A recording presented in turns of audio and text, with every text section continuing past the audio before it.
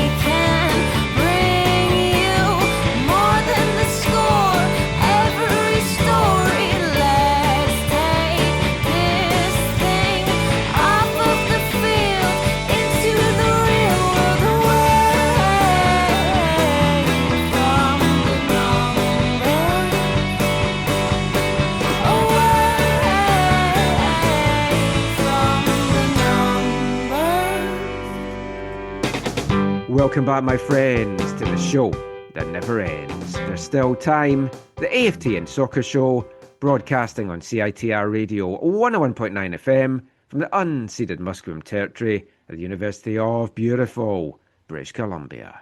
I'm Michael McCall. And I'm Zachary Adam Eisenhammer. And Happy New Year, everybody. Not quite New Year. It's going to be very soon, although by the time you listen to this show, maybe it will be New Year time. Maybe you'll be listening to it over the bells. I was going to say, you could start this in 2025 and finish it in 2026. Yeah, I think that does play into a lot of our numbers and to how the podcast's been listened to for 15 months over the year. And our podcast is listened to more minutes than many other podcasts. And it's like, yep, that's because we're 3 or 4 times as long as all the other podcasts. So I think that is why.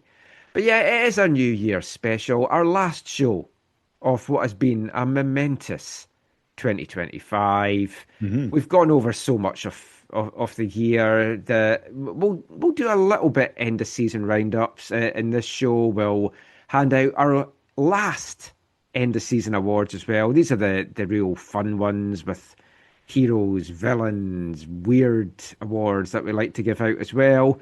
We've got a couple of feature interviews for you as well. We're going to chat with a young lad that was over from England, Kian Gadsby, who got to take all this in as a kind of outsider of the great 3-4 months he had over here in Vancouver football. So it's good to get an interesting outsider's take on that. So we'll hear from him in part 4. And we've got a special end of year interview in part 3 with a man that was at the helm of the Whitecaps for over 3 years.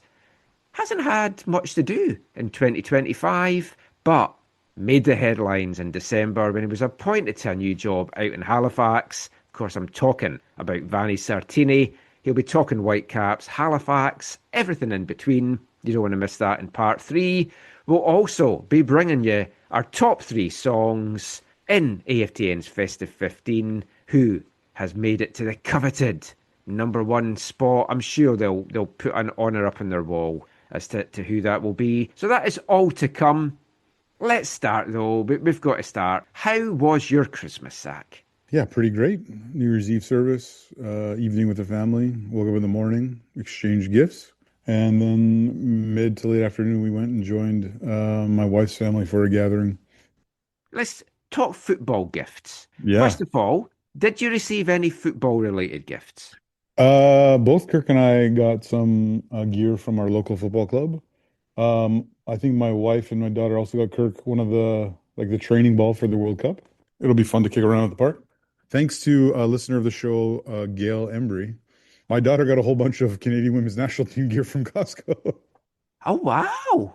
Yeah, Gail posted that the jerseys were available at Costco for like $30. So I was hunting for that, and I ran. Is that the nice kind of geometric design? Yeah. They were really nice. Yeah. So my daughter got the warm-up kit that goes with that, the warm-up top. So she got the warm-up top. She got the warm-up or the walkout jacket that is basically the same as the jersey. Kirk got a World Cup t-shirt as well. Yeah, lots of good football stuff. I mean, I picked most of these presents myself, so I knew I was getting them. But still, I treated myself to one. The thought that got... Which I ordered it on the Thursday, and then it arrived on Christmas Eve. Oh, is this the one I saw online? Yeah, so less Okay. than a week between ordering it at Christmas time and it arriving. It was superb. It's a very nice top. From Dublin. Your buddy's in Kneecap. Yep, sponsoring Bohemians FC's away jersey for 2026. And the manager of Kneecap is also the sporting director stroke general manager of Bohemians. So that would be why. So now I've got 2 Fontaines DC, 1 Oasis and 1 Kneecap sponsored Bohemians jersey. Yeah, my kit wardrobe is now kind of like full. And I know a lot of people feel grown men, as soon as you get to like mid-20s onwards, you should not be wearing football jerseys. That's the big thing in the UK. It's kind of looked down. And it's like, I'm going to be wearing football jerseys, even in my coffin. So it's like, it's just something I've grown up. You always wear football jerseys. So out of the presents I got from Caitlin, I did get a football jersey. Oh, I want to see this. Oh, AFC Richmond. Nice. Where did she get that? Will was trying to get it was a knockoff on eBay from Thailand, but it came in an actual Nike bag and everything. It's all Nike branded, but it's a knockoff kit. 2 other football things quickly. A DVD, because I still love my DVDs. Marching Powder. Danny Dyer. I love Danny Dyer, as regular listeners will know. Almost as much as you love his daughter.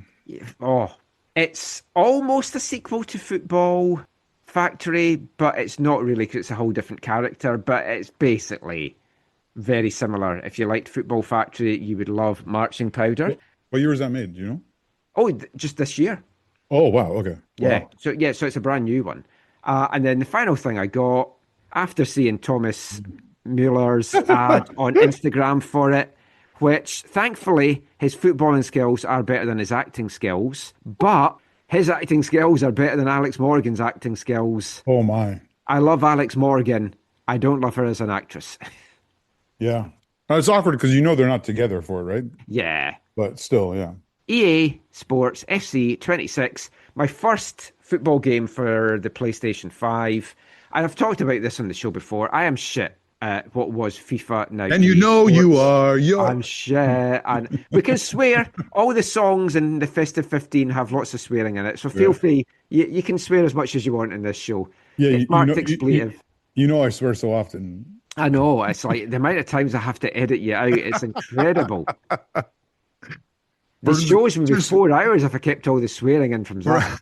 For listeners who don't know, Michael sometimes edits he has a laugh track of mine that when I don't laugh, sometimes he puts into the show. I did it last episode. I'm sure you did. Because there's sometimes to save time, I record some stuff that it's just me talking a lot. And I know Zach would laugh. I just like that. See? Oh, my. So I've been playing a little bit of EAFC as the Whitecaps only. I'm still trying to learn the controls and everything because I haven't played a FIFA game for many years. And I've always struggled with scoring. And also when I play computer games as well, I've struggled with scoring. But I seem to be able to score as the Whitecaps. I put it down to Jesper.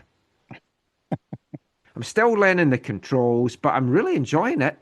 I think and I want to get into the whole club and the career and the management and everything like that. But it's baby steps. And when you reach a certain level, I'm sure you'll put out your ID name so people can play against you online. No, I don't want absolutely hammered online. I've only played Whitecaps. It's very realistic. In one of the games, there was a controversial penalty called against Tristan Blackman in the 87th minute that sent the game to extra time. So I was like, this is incredibly realistic. Thankfully, Tim Ford's not refereed any of my games, so I still have a TV and a PlayStation. Ali Ahmed, I've been running with him up the left wing, and I like the control is so realistic because he's going one way or the other. I don't know what he's doing. He's getting past defenders. It's like great. And as soon as I can learn how to chip the keeper, I'm gonna actually start to play this properly. As a professional, yeah. I look forward to the day. Next time I'm by your house, now we have to play. I only have one controller, but yeah. Oh, what? Well, Caitlin's not going to play. I only need one controller. I'll have to borrow one from a student or something, and then we'll have to play. But yeah, I really like it so far. And I've got FIFAs going back, because I've got a lot of old consoles. So I've got a PlayStation 2, and I've got like FIFA 98 on that, and like loads of FIFAs through years. I used to buy them every 3 or 4 years, but I haven't bought one for a long, long time. I do have an emulator where it's got all these old retro football games, much like the book club for this year. That well done for reading the book that we were going to do as the first book club item. Oh, that was the one you gave me with the Hand of God thing, right? Yeah. Yeah, it was so good. It was a great book. Well, just so you know, I've taken that book on every single trip I've done this year. It has been to Mexico. It has been to Miami twice. It's been to Winnipeg. It's been down to Oregon. And I'm on chapter 2. I couldn't put it down. Like, I mean, I didn't read it all at once or anything, but like I think I read it in like, I think a week maybe. Well, that was the second book of 3. So I do want to do a book club. And the other thing I've wanted to do is more video and a kind of like retro football game thing. So at some point we'll get round to doing that. So that's been our gifts. Zach's got a present to open, but before we get to that, here's some listeners' gifts. I asked them to let me know what they got. So National Football Shirts, NFS Shirts on Twitter, said the Whitecaps didn't win the big one, but it was still a historic year for the club. I was lucky to get 2 great presents to mark that. A hoodie and Thomas Mueller's favourite toque for the Western Conference Champions thing that he's constantly wearing, which I love. Noe01, good friend of the show, said my football budget was in the red this year. She's been down to Mexico and Miami, so that is why. So the only football gifts were new grip socks for the kid and a Team Canada hat for the hubby. But the hubby did give her a really cool Whitecaps jigsaw puzzle. Oh, nice. It was missing a piece, but then Thomas Muller arrived and it was all complete. Ian McHugh, another friend of the show, got the new Scotland kit. Nice. Which one? Okay, which that's the It's the blue one. Okay. I like the away one, I have to say. But Yeah, the away one is quite nice. Ian, I want Ian to tell us, does he have one of the Werder Bremen Christmas jerseys? Because he's a big Werder Bremen guy. Oh. Every year, Werder Bremen, I think for the match before Christmas, it's it's the same jersey they wear, but they put a Christmas tree around their badge. I just want to know if he has one, or if that's on his wish list. Oh. Well, Smoke City got Jonathan Wilson's book, The Power and the Glory, The History of the World Cup. Talking of football jerseys, Kurt Thiessen got 2 jerseys, a Germany one, so you'll like that, and an absolute beauty, a Lesotho one. I've never seen a Lesotho jersey before, so check that out on his Twitter. And that was in honour of his dad, who worked in corrections for 27 years. And Landfish70 gave a present to friends. Heidi Smith was on our show, the author. So he heard that interview, bought her book on women's football and gave that to some people that sat at Vancouver Rise with him. Nice. And then the last one, just tonight, on Sunday as we're recording this, we got the last one through. HMCS, Shoe Thief, got a really nice Thomas Mueller light-up Whitecaps light. Obviously, not an official one, but it's got pride and place beside a Ryan Gold bobblehead and a Butters doll. Park. Love Butters. Kirk and I have resisted paying like the opening, price, $130 or $120 for this home white Germany kit. But I think we do intend to get at least one copy or 2. I think that's the one that Kurt's got. Yeah, it would be the home white. It looks nice. Because you may have forgotten, Michael. I haven't forgotten. I'm still trying to get you the 1938. No. Oh. This is the last Germany Adidas jersey for at least 10 years.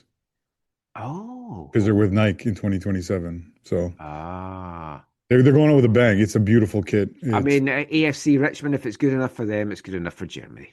But there is one more present to get opened. The original thing I was going to buy, Zach, was a football game on Kickstarter that didn't raise the funds. So it never went ahead. You got your money back or whatever, right? Oh, yeah. Okay. So he's got a present to open here, and he's made a list. He's checked it twice.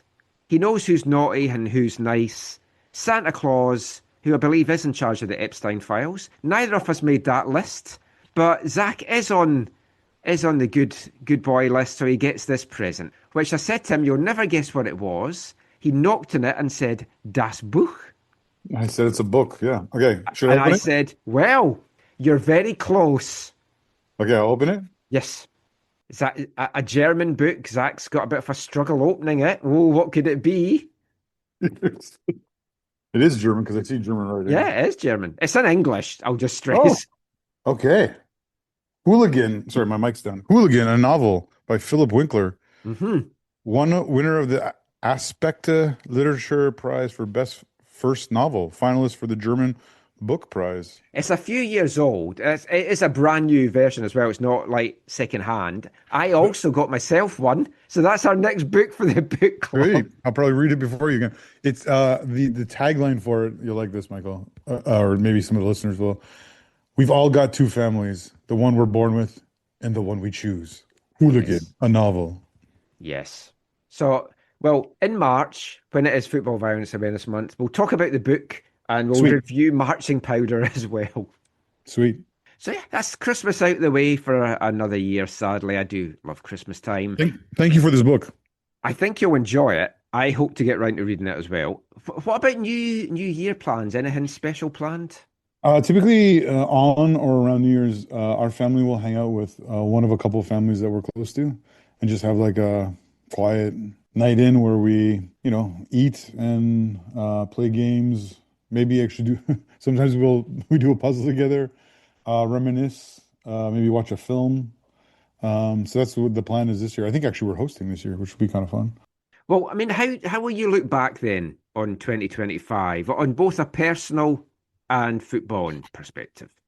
On a personal and professional level, 2025 was a really good year. Really good year, except I will say that part of that, of course, was the return to Costa Rica. When I went on that trip, I thought, oh yeah, maybe in 2 or 3 years we'll be able to go back. But when people at work said, yeah, would you consider going again right away the next summer? I was just like, I absolutely would. And I'm really thankful for how that worked out. And yeah, lots of encouraging things professionally. Family wise, yeah, a great year. Kirk's halfway or almost halfway through his, finishing grade 12, and Liza has gone from, middle school to high school, and that's been a really great transition for her. And they both continue to thrive and grow and are in a really fun stage of life where we all enjoy hanging out together. Even some of the times I think where we maybe force them to, but even those times I think for the most part enjoy.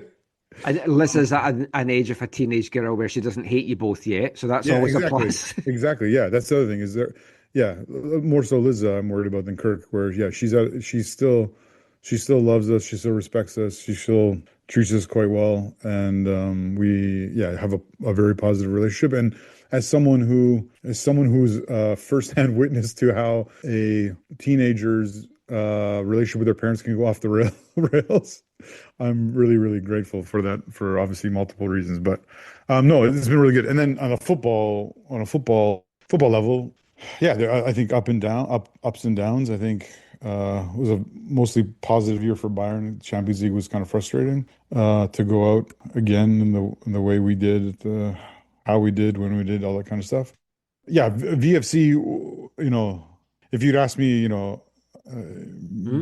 August 1st before, it would have been like, yeah, this is a nightmare. And I've been doing reflecting on that for a few reasons, and it was it was really bad, unfortunately, really bad. And obviously, the year ended on a number of positimes. So that was really and cool. with optimism, Yeah, to totally. carry into 2026 as well. Optimism, a new competition, a whole bunch of things, and so that's really encouraging. The stadium's already over a third sold out for this big game against the Mexican side, so that's really great. It was great to have a closer seat to all the happenings for the Whitecaps this year, and obviously I paid a little bit more attention to some of the off-field stuff with Thomas's arrival, which was kind of fun. But no, I mean it was for the club and for my friends who are fans. It's been like a wild ride. Many of them talking about how they never thought this would ever happen, and kind of other than not winning either of the two finals they lost, it was kind of like a dream season, and Yeah. so many positives, and not just Thomas Muller, the individual, but just the willingness to enter the fray in terms of that level of designated player and then not even just doing that, but then obviously also how it's played out in terms of off the pitch and on the pitch. And yeah, so lots. And then Canadian soccer, I think, yeah, really disappointed about that about the Nations League. I was really going to the Nations League hoping that number one, we'd be in the final, number two, that we could actually win it. Well, yeah, Gold Cup as well. It's Yeah, like, Gold I Cup, mean, yeah. both those tournaments. I was, yeah, I was really, We'll talk next show about Canada because obviously it's going to be the start of the World Cup year. yeah. But yeah, that It was a year where I expected us to come away with a trophy, yeah. at least one, and we came away with none. So that was kind of frustrating. But no, 2025, I think it's funny when I saw you send this question over. I was just like, oh, because I've been listening to this to people who are just like culturally or geopolitically or whatever. Some people are like, 2025 was a nightmare. Mm. I can't wait for it to be over. When I think for football reasonings, there was a lot of good. Obviously, also I didn't mention on the downside, but Jamal Musiala and Alphonso Davies injuries were pretty big downers as well. But We were watching the Great Big Fat Quiz of the Year that's on Channel yeah, 4 on the UK, and you can get it on YouTube and stuff as yeah. well. And there was a question that had come up, I can't remember what it was now, from something in February. And Caitlin's like, that was just this year. Exactly. Exactly. Yeah, there was a lot of bad stuff. But no, I'm thankful for 2025. Really looking forward to 2026. I mean, this year I got to go to 62 football matches of, from high school to what is the compare? High school to Nations League final, Warriors Cup final. I don't know. Like I got to go to a lot of games, and I think hit at least half a dozen new grounds. So yeah, looking forward to next year and Yeah, it's always continuing on fun that. to go and see somewhere new. So like I got to see a couple, Valor, RIP, Yeah. into Miami, Chase Stadium, RIP. Although there's one more Miami games getting played there. They're going to be playing their CONCACAF Champions Cup there. So Uh, after all, it's going out in the final. No, it's not. uh, I would say standout matches for the year for me would be the Voyageurs Cup penalty shootout victory away to Cavs. Mm. Obviously, the home leg against Electric Ottawa as well for VFC, and then We had a few folk after our chat in the awards last episode saying that for them, the home Miami win was their game of the year. oh yeah, I believe it. Even more than the LAFC win, because the LAFC win, you couldn't really enjoy it. But that Miami game, Yeah, you could enjoy it for pretty much all of the game. But the yeah. LAFC game, it was like hell. And then also obviously the Voyageurs Cup final was just a special occasion to be a Yeah. part of the first ever derby. Getting to deliver the V's Cup to the field was fun, and yeah, lots of good things. Fantastic year, footballing wise for me. One of the best footballing years of my whole life. 2008's up there when East Fife and the Whitecaps won a championship as well. So that was a special year. This That was this a, has that was just a good been one. yeah, this has just been a magical year. The last couple of years we've done a kind of in memoriam Oh yeah, on the last show of the year, and there's been a lot of football related deaths sadly in 2005. So I just wanted to highlight a few while not diminishing the others because obviously all of them are sad. But January 17th. Scottish legend, Man United legend, 1964 Ballon d'Or winner, Dennis Law, passed away at 84, and he is considered one of the best, greatest Scottish players of all time. May 16th, and a lot of folk won't know this guy, but English football writer, journalist, and author Brian Glanville passed away at 93. Now, his writing from the 60s, maybe even the 50s onwards, is magnificent. And there's a collection that came out in 2015 of kind of lost stories and stuff. The Man Behind the Goal. Tremendous. That's a good jumping off point. May 20th, Gadi Kinda, former Kansas City midfielder, died aged just 31 from medical complications after an illness. And I remember when I saw that headline, I was like, oh man, 31. You remember him playing against the Whitecaps. Talking of Whitecaps, May 27th, an original Whitecap, Willie Stevenson, passed away aged 85. He played 19 games in that first inaugural 1974 NASL season. Scottish player, one of a number of Scots on the team, so he passed away. June 7th, Uriah Rennie, who long-time watchers of the English Premier League will remember him. He was the first black referee in the Premier League. He died aged 65. And then, I mean, everyone will know this one from July 3rd. Diogo Jota and his brother Andre Silva. Jota was 28, Silva 25. The two Portuguese players passed away in a car crash that just shook everyone up. September 2nd, Jimmy Bone, former East Fife manager and a Scottish football legend, passed away aged 80. September 25th, Billy Vigar passed away aged 25. He was an English non-league player that ran into a stone wall around the pitch while playing for Chichester City. And a lot of the English non-league grounds have walls around them. And that's always just been a disaster waiting to happen. And he hit his head as he slipped. That's horrible. It was 25-year-old.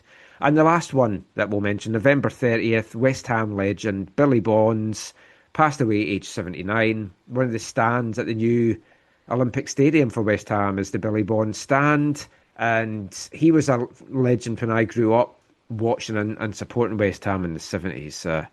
So let's move on to happier things to round off this part. We're going to hand out the final AFTN awards for 2025. Now, these could be general MLS or CPL, worldwide. It doesn't have to be Whitecaps related. And we'll hand out a few awards here.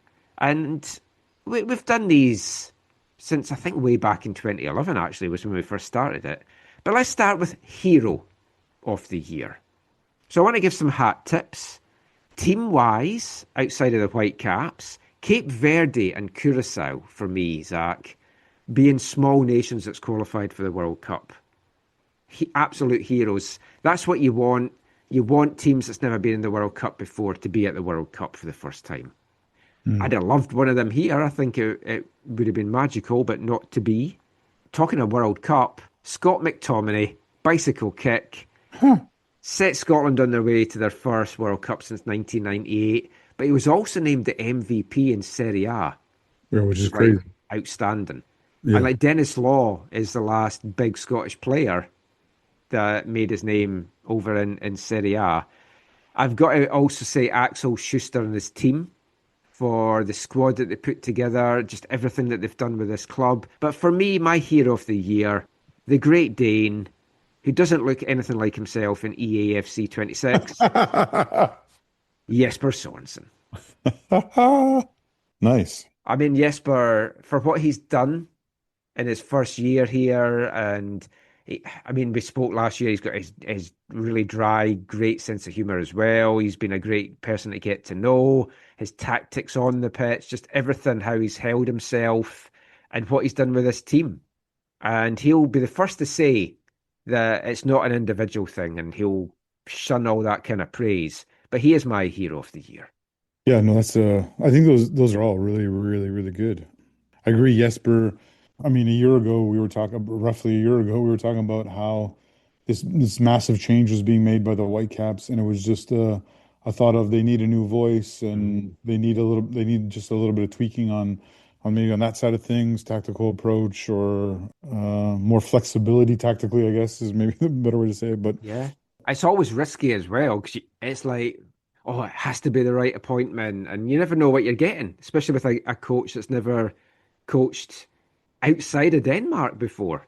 Yeah, and I think the kind of thing like no matter what Jesper does from here, and we both presume he'll kick on and do even greater things with the Whitecaps and hopefully beyond for his sake. That no one will ever forget 2025. The Whitecaps fans will never forget 2025 and all that Jesper did and meant to them. And in the same breath, I agree with you in terms of Axel Schuster. The number of ways in which he has shaped the direction of the Whitecaps, both in the turbulent times and in the the difficult times and the positive times. I think, yeah, he's a massive reason why 2025 was the way it was. And and then like you said, I know they were honored by the league for all the things they do off the field as well. And we've said many times on the show that, yeah, they do need to be appreciated for the work they've done to, fill the stadium and taking different initiatives to do that over the years in different ways. And so, yeah, I would agree with you on those. So, I mean, who would be your hero? He doesn't quite get there yet, but maybe a year from now, the conversation's different. One of that I was thinking about is Jesse Marsh.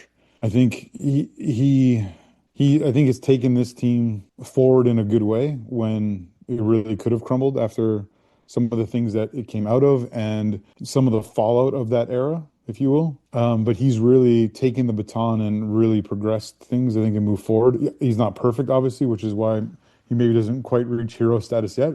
Like we said moments ago, it was a year where Canada really could have, and I guess in our minds or hearts, should have, if not made a final, been, won a trophy this year. But I think he's done a lot of really good and encouraging things to help the team, the program move forward. And it's not just the coaching, the tactical stuff, his relationship with players and all that. It is his engagement with the Canadian soccer community as a whole, getting out and connecting with fans and connecting with the quote unquote stakeholders of the game. Yeah. The next one is also known as the Tim Ford Memorial Award, which is for Villain of the Year. Gianni Infantino has to be right up there because of everything that's going on with FIFA, Trump, just all the shenanigans this year. But I mean, it's amazing. He's won his own award again for me. Tim Ford is the Villain of the Year. Yeah, it's aided with the assist from his wife's Instagram. Yeah, it's a little interesting how the whole redux of all that, right? Like, and how that's all played out, and they haven't done anything else, right? No, like, horrible look. Regardless of what you say, he massively damaged his reputation with all that coming out about his personal fandom, which is, yeah. He's my villain this year, most years, I think. I'll just say in general, CPL officiating. We'll just leave it at that. Yeah, a lot of villains in that. Our next award is a new one. It's the first ever AFTN Peace Prize. Oh no, sorry. It's the most embarrassing moment of the year, which goes to the introduction of the FIFA Peace Prize. Although we can hand out our own AFTN Peace Prize if you want as well. I mean, it might carry as much stock around the world. Everything about it was embarrassing. The presentation, even with the sound down, I found it embarrassing. Yes, yeah, I agree. I mean, FIFA deals with, governments in when they're hosting their, whatever. It's not abnormal for them to suck up and be close and put on a good face and all that kind of stuff. But yeah, this is next level. I mean, what they've done over the last few years, or I guess, sorry, what they've done over the last year or so. Well, it's going to be interesting to see how his relationship then with Trump in the US is after the World Cup. Does he just not give a fuck anymore by that point? Because it's like, oh, well, we're on to Saudi now, so see ya. No, because I think they would like to see the FIFA Club World Cup hosted in the US again, I think. I mean, I'd be for that. I did enjoy it, even though a lot of other people would probably have that. Maybe winning our next category of Disgrace of the Year. Mm. I mean, there's a lot of things that's pissed me off this year, but that just comes with my age.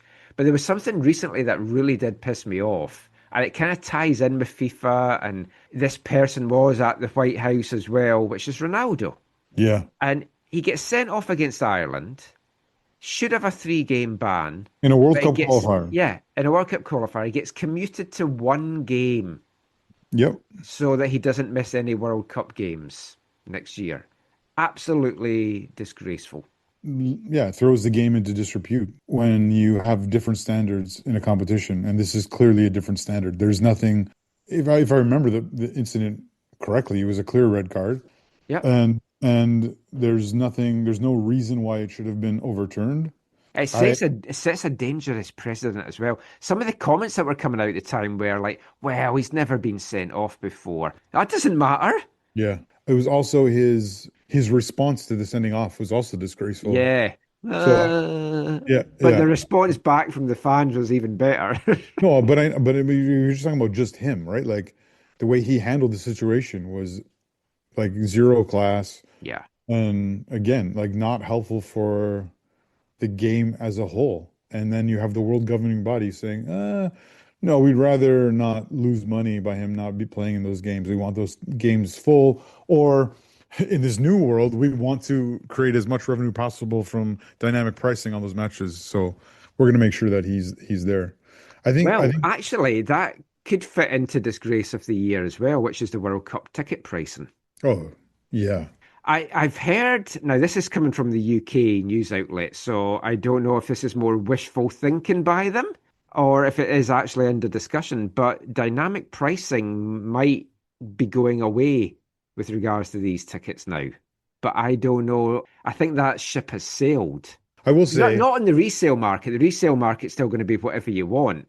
But it's oh, just like if you go in now, because we spoke like the tickets that I got way back are now $100 more for the same ticket. But yeah, yeah, but I mean that's one of the disgraces of the year for me as well, is the ticket pricing for the World Cup. yeah, absolute joke. You can't talk about 2025 Disgrace of the Year on the AFTN podcast without talking about Luis Suarez. Oh, I think, oh, I'd forgotten about that, but yes. I think for me, one of the things I was looking forward to most about the Whitecaps winning MLS Cup final in Miami was going to be the response of the Miami squad and the Yes. stadium in general and all that kind of stuff to see like, are they going to pull the same ridiculousness that they pulled in Seattle when they lost the Leagues Cup final? What he did, spitting in another person's face, and then the ban only being for that competition, Yeah. and FIFA not handing out some other type of punishment for a serial offender. I believe I want to say it's at least is it third time? I think it's the third time. Or maybe it's ear biting twice, and this was twice for spitting. I don't know. Yeah, I don't think it's been three spits. I think this is second spit. Yeah. So, but I mean, But I mean, the fact that we're even debating that was like, was it ear biting or spit? I mean, that in itself. yeah. But anyways, that was Yeah, that's a good one. I'd actually forgotten about that. Wow. I mean, that could also be nominated in the next category. Did that really happen award? Because yes. I mean, watching that play out, it's like, what is going on here? For me, there can only be two things to talk about in the Did That Really Happen award, and that is the woodwork gods giveth and taketh away. Yeah. The triple post Both at of them. BC Place against LAFC, and then the triple post down in Miami against the Whitecaps for Miami.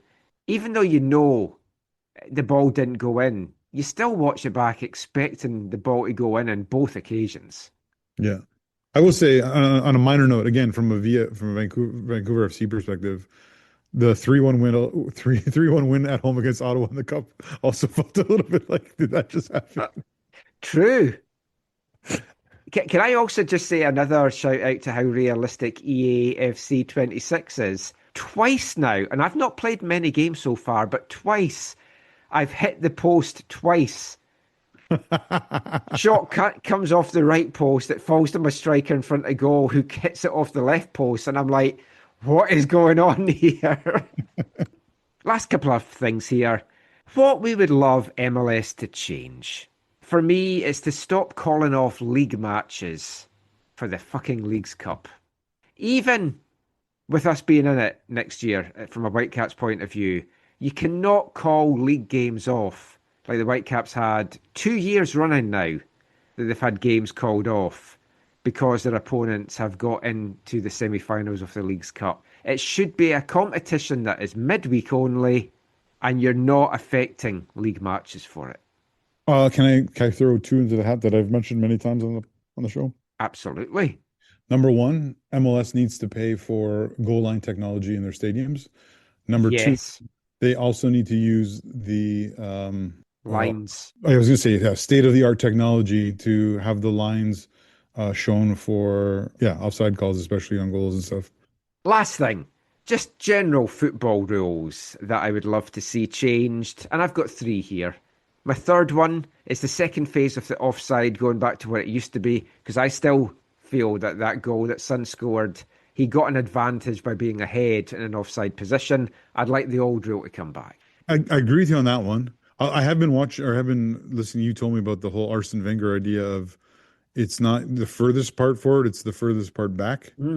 That would, I don't want to say revolutionize the game, but that would be a drastic change in the game. There'd be a heck of a lot more goals.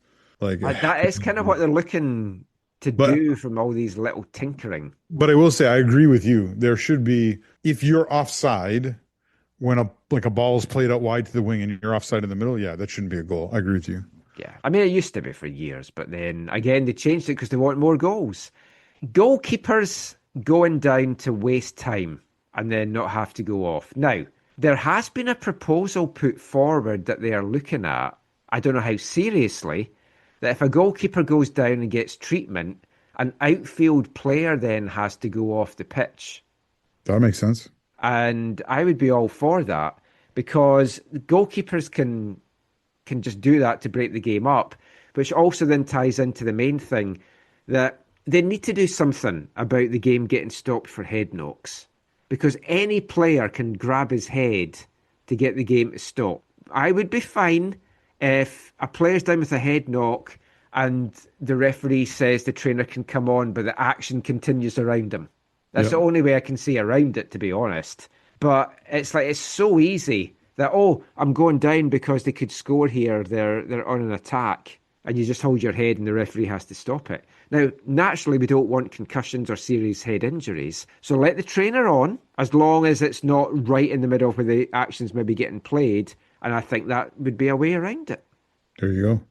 I wonder how much every game's going to stop midway through the second half of the World. Yeah. Each half is going to impact things, giving the coaches an opportunity to give a fresh word halfway through a half, tactical adjustments and whatever, refresher on game plan and all that kind of stuff. It might not revolutionize anything, but I wonder if we will see kind of the impact on it. It's one of the things that will be kind of interesting with the World Cup. I mean, from the purest point of view, I hate it. Yes. It feels like an Americanization of we got to have 4 quarters. Yeah. It will be interesting. One of the other things will be interesting is to see what comes out of, because before major tournaments like the World Cup, FIFA always does a sit down with the referees where they strongly encourage them to enforce certain laws of the game strictly than normal. Because last time it was like adding all the time on at the end of the game. So every game was had 10 or 8 to 12 minutes of time added on. Yeah. So it'd be interesting. And obviously that's getting dwindled back more down to pre-2022 levels for the most part. But it'll be interesting to see how the break in the middle impacts that and if they have any kind of whatever, because that is a major thing for the broadcasters, right? Like when you're going from, hey, the game's 2 hours, we can do pregame, postgame, everything's done in 2.5 hours or max 3 hours. Now you could be looking at, okay, do we have to hold minimum of you've 3? Also got 4 games a day to start with as well. Oh, exactly. I guess one thing they could do, I'm not saying they should do this. You could do a thing where I guess you could add this would be I'm just thinking of ideas, right? Like you could add a different type of offside line. So you know how you're not offside when you're in your own half? Yeah. They could add a line between midfield and the 18-yard box where it's like, okay, well, you can't be offside if you're in this area or whatever. And that could have some kind of impact on actual tactics. But I mean, I would love to see a competition, a cup competition somewhere where there's no offside in the game, and just to see what kind of impact that does. Yeah, because remember, in ice hockey, right? There's 2-line offside. Yeah, but yeah, I wonder if they could do something like that where they open the opposite of that, where they open up more precision passing, whatever, and stretch the field. It would have a drastic impact because so many teams now have invested in extremely quick center backs and obviously fullbacks as well, but center backs who are really quick. So they play even Bayern does this, play such a high line because Fonzie as a fullback and Upamecano early to mid 80s in terms of pace, and Davies is 90 to 95 pace, so they can recover, right? So the defensive line is pushed up so far that they could do something that changes that and brings a whole new dynamic to the game. I'm not saying I'm in favor of any of these things. I'm just thinking out loud with you around what could be changed. Well, let us know, listeners, what football rules would you love to see changed? We talk about it every year. many things have come in. I'd still like VAR to disappear completely. That's not going to happen. But yeah, let us know. AFTN Canada on Twitter, AFTN on Blue Sky, aftncanada@hotmail.com by email. So that is it for our 2025 awards. That is it for our first part of our New Year special. We're going to be back with a special guest joining us in the next part. Asa Rehman from Global TV and CKNW is going to join us to talk about the fantastic year that was for Vancouver Rise, the new NSL champions, and we'll be back with that after song number 3 in AFTN's Festive 15. It's about 3-ish minutes long, lots of expletives in this song, just as an early warning, as all the songs are, really, that you're going to hear in our Festive 15 this episode. So we'll be back with all of that after this. Hi, I'm Enya Heiner Müller, and I am joining the AFTN Soccer Show.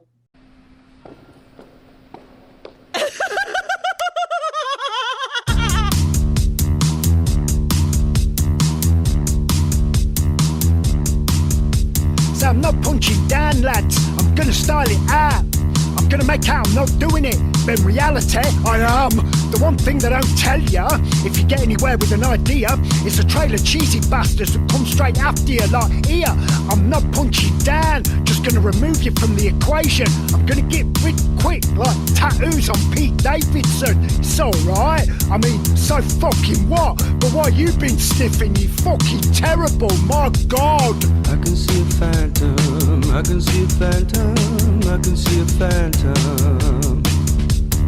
I can see a phantom, 25,000 fathoms, I can see a phantom. Yeah, I like yubs and chucking quiet casters oil in front of gob. Love to ruin all you tape bastards, trying to style it out with stuff that's robbed. Oi, judo master, climbing the stairs of fire. My guy's edgy in a lumpy car. You got a flat fucking tyre. You got awards for joyless faces, cause your fans like joyless shit. You got poses while the tall photographer polishes a turd, you prick.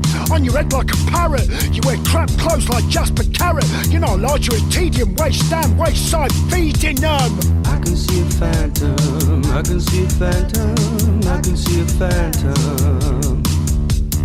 I can see a phantom, 25,000 fathoms, I can see a phantom. You know the good life's better for me. You know the good life feels like it must when you're free. You know the good life's better for me. You know the good life feels like it must when you're free. This real, you fucking fake shit. I'm fucking all the time. I smack my head in a smelly bed and I cry like a fucking child. My fucking head's gone fucking bastard see. Like everybody else alive, I think there's only as pain in me. Smashed against the rocks, the boats are his skull island. Touring climb the flames, his ninja ties his rage in silence. I'm the maggot man with a severed hand. I'm evil Knievel, stunt cyclist, and I know it fucking land. I can see a phantom, I can see a phantom. I can see a phantom, 25,000 fathoms, I can see a phantom. You know the good life's better for me. You know the good life feels like it must when you're free. You know the good life's better for me. You know the good life feels like it must when you're free.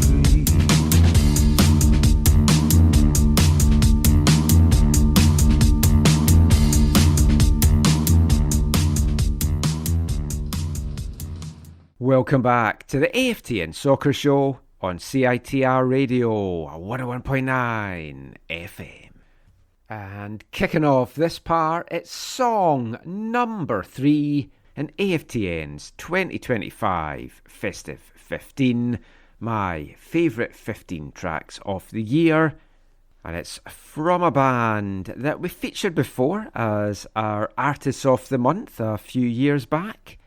And that is a single released from them on October 21st from Nottingham in England. The band is Sleaford Mods, and that is a song featuring Gwendolyn Christie and Big Special, The Good Life.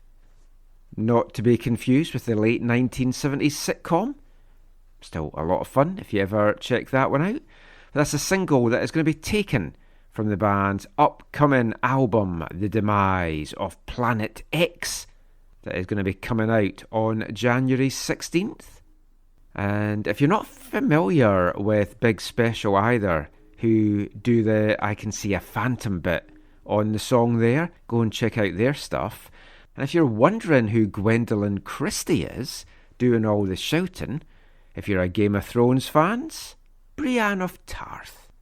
Yes, fantastic song there. Sleaford Mods, The Good Life, making the top 3 in our Festive 15 this year at number 3. And if you've been a soccer fan in Vancouver in 2025, you've certainly been living the good life. It's been a year to remember at all levels of the game. All the teams in the Lower Mainland and Vancouver itself have so much positives to kind of take from 2025. We've spoken a lot about the Whitecaps in recent shows. 4 cup finals, winning 2, records smashed all across the board.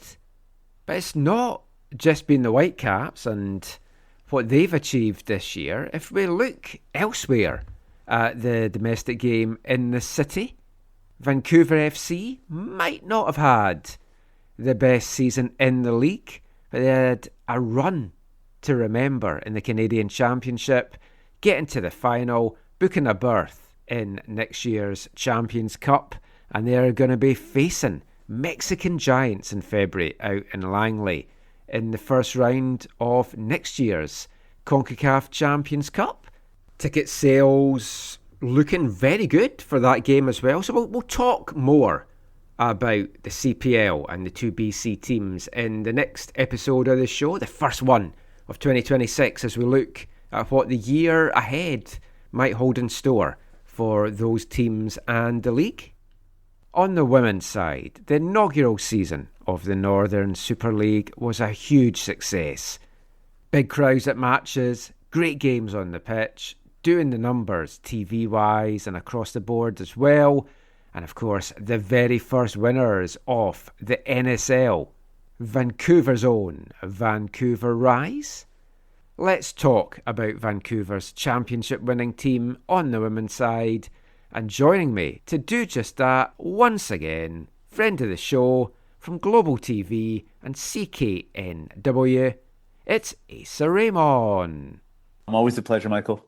Now, you've been out to a lot of the Rise games this year. You've taken your family, your daughter out to Swangard, and we've spoken at training about it, and you've loved what you've experienced with the Rise this year and with the league as a whole.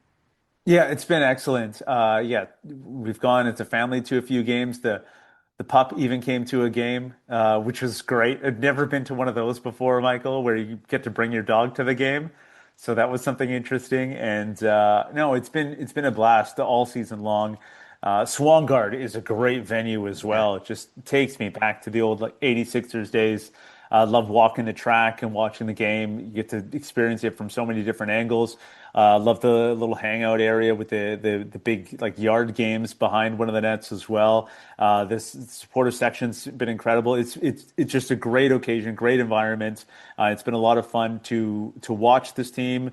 To watch them grow throughout the year as well, because they had some bumpy patches throughout the season. They kind of brought it all together, and was so excited to see them reach the final. Fully deserved to be in the final, obviously, and then for them to get the win as well. And I think if you watch the first 20 minutes of that final against Toronto, you figured that Toronto was going to go on to win that one. But just the longer that went on, you could see the fight in the Rise, and at the end, put in this heroic effort in the second half and fully deserved to get that win. I thought it was a great final, and just so happy for everyone on that team. Morgan McCaslin, who was MVP in particular, a huge fan of hers, and it was great to see her win that and be honored in that moment, because she's a big reason why, the reason why they were still in that game, because it was one-way traffic. Field was tilted through the first 45 or so minutes, and she kept them in it. And then in the second half, they got their goals, and it was great, obviously, to see a local get the game winner as well. And Holly Ward, I know that she's a friend of the show, so Yes. shout out Holly Ward. It's been awesome, honestly. So many great people on that team and that staff as well. So it's been really nice to kind of just see them enjoy this moment because they fully deserve it. I mean, it was an incredible final. They had 3 shots on target, 2 went in. That's all you need to do. But I mean, you touched on it, the fight that this team has shown. Going into the season, I felt Toronto and Vancouver were the 2 favourites. And you looked at the rosters and it's like, that should be the 2 teams. As the season started going out, I genuinely didn't think the Rise would get to the final. I thought they'd be top 4 because there was definitely a gulf between the top 4 and Halifax and Calgary. So the top 4, I think everyone would have expected those. Just what order, you don't know. I didn't think they'd get through the semi-final, I'll be honest. And then I thought Toronto would easily win the final, as we saw in a recent game between the 2 teams. But the fight that they've shown, and I don't know, is it Danish managers? Can they just find something in these players that just take them to another level? Great point, because I thought that that was another point. Like we talked about, the fight, obviously, from the Vancouver Rise, several players having these big moments. But I think that Anja Heiner-Moller kind of won this game as well with the tactical adjustments in the second half, moving Paczurski out to that left fullback spot. And just other kind of moves throughout. You have Quinn leaving in the first half as well of that game, and the adjustments that follow that. And it seemed like whatever Anja Heiner-Moller was doing in this game, it worked out. They had to be extremely patient as well with Holly Ward, who, from an attacking standpoint, was quieter in that game. But then they set her up for that game-winning goal, and she delivered. So full credit to absolutely everyone. And you're right, when you look at the tactical side of things, you have to give the advantage to Vancouver Rise throughout the season and what Anja Heiner-Moller had done with this group and in that final in particular. Yeah, it's like you mentioned Quinn. You lose your marquee signing in a championship game in the first half, and it looked bad right away. Yes. And then when they went off, you're like, that's a big, big blow. Toronto's going to get a second goal, push on now. But they regrouped superbly. And they've had to all year because the injuries, actually not just with the Rise, but throughout the league, it's been a long, hard, grueling season. Every team's had a big spate of key injuries as well. And I think part of it is maybe players haven't been used to playing as many games with as much travel, and it might get better in years to come. But I think we see it in the CPL as well. And I've just been speaking to some of my friends in Scotland about this with regards to the World Cup. Until you have to travel in North America, you do not appreciate how big it is and how grueling and how much of a toll travel takes out of you. No, it's a really good point, and you're right. They've dealt with injuries throughout the year, but you have to feel as well that Rise is probably one of the most well-rounded and deepest teams in the league. You have Nick Stanton coming in that game. You have Mariah Lee coming off the bench in that game. So I do think that they were well equipped for any sort of injuries that they would face in this game, and the fact that they do play for each other. I think. And I may mention this leading up to the final as well, that, not one player made the best 11, and that was voted on by the players. But I think it does speak to the fact that it's very much a team. Like the full 11, go 15. If you're adding, some key players off the bench, they are very much a team that has different players stepping up throughout the season and playing in different positions as well. So I think that's part of the reason why they had the success throughout the playoffs. And then in that final, it's the fact that they are, I think, one of the deeper teams in this league. With Holly Ward not making the best. Yeah, that's the one for me, I think, too. That was baffling to me because she's been exceptional. I had been talking about, she's probably going to get Rookie of the Year, but it's tough because there's a lot of rookies in the league, depending on what you class as rookie. But I mean, Holly Ward is definitely a rookie because she came out of the college game. And I thought she deserved it. I thought she was snubbed. And she responded in the best way. She gets the championship winning goal. It's like in the CPL, David Rodriguez felt he deserved to. I mean, I don't think he was ever going to win like player of the year because of what his teammate Sam Salter had done in terms of goals, but he deserved to be in the conversation and he wasn't. And sometimes you carry that in, maybe not even intentionally, into a championship game and then play out your skin. But for Holly to get that was just amazing. Yeah. I thought Morgan McCaslin maybe snubbed in that one as well. Yeah, actually. With the season that she had. So, yeah, when I looked at that 11 again, I mean, it's hard to take players out of it because it is just 11 and especially the great front names ones on there. Exactly. Well, that's Pridham, also what MLS do well. They have 5 attackers, 5 defenders. And then it gives them a bit more leeway to slot some players in as well. But the players did vote on it, so I guess it's that. Last thing on this, what have you made of the league as a whole this year? I've not got to watch as much of it as I hoped. It's just been that kind of year. I've basically just watched highlights. I've not had really a chance to watch too many of the full games. I don't know what I was expecting standard-wise. For me, I think it's maybe slightly been lesser quality than I was expecting. Right. But that's not taken away from what's been a great season for me. But I mean, I don't know about you. Has it exceeded expectations on and off the pitch? Yeah, I think it's been great at providing an outlet, an opportunity for players that I don't think would have had this chance before. And there have been several young players who've stood out, and I don't know where and what they would have been doing otherwise. And Holly Ward is one of them. I think that she would have landed somewhere, and she might have mentioned this. I don't know if she did to you, but there could have been like NWSL offers on the table. But at what capacity, in what role? Whereas in NSL, you're a bit player. You're off the bench. Yeah, and who knows? What that whole season looks like if there's cuts or movement beyond that, and you're basically you're fighting for minutes the whole time potentially. Whereas here, she is a star. Obviously, from the get-go, from minute one, she's a star in this league. Kaylee Hunter is another one who jumps off the page and stood out to me in that final. Yeah. So and it goes and DB Pridham, like just across the board, you have these players. You're like, okay, you should probably be getting some minutes or earning some minutes or earning a cap here because of what you've shown here. And I think that it's been incredible at providing that because there were players that were kind of brought in as far as like the marquee ones go, and they didn't dominate, I think, the way that I might have anticipated. They're maybe in the twilight of their career, and I think that also shined a spotlight on these other players that are coming up and shows how great our game is and how many amazing young talented players we have here that, they can kind of take over here. And so I'm just so excited. I think it was a great first season. Good start, and I think the level will continue to improve. And I think it's attractive now for a lot of other players to come and play in NSL. Yeah, I will just go from strength to strength. Off the pitch, I mean, I think the crowds were excellent. Diana Matheson talked about that ahead of the final.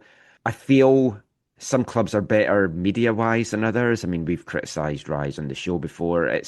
And this isn't a pop at Felipe, who's obviously our friend and previous AFTN. It goes above him, but it's like you look at a lot of the other teams and they have so much availability 4 days a week with the players, and it's not been like that here.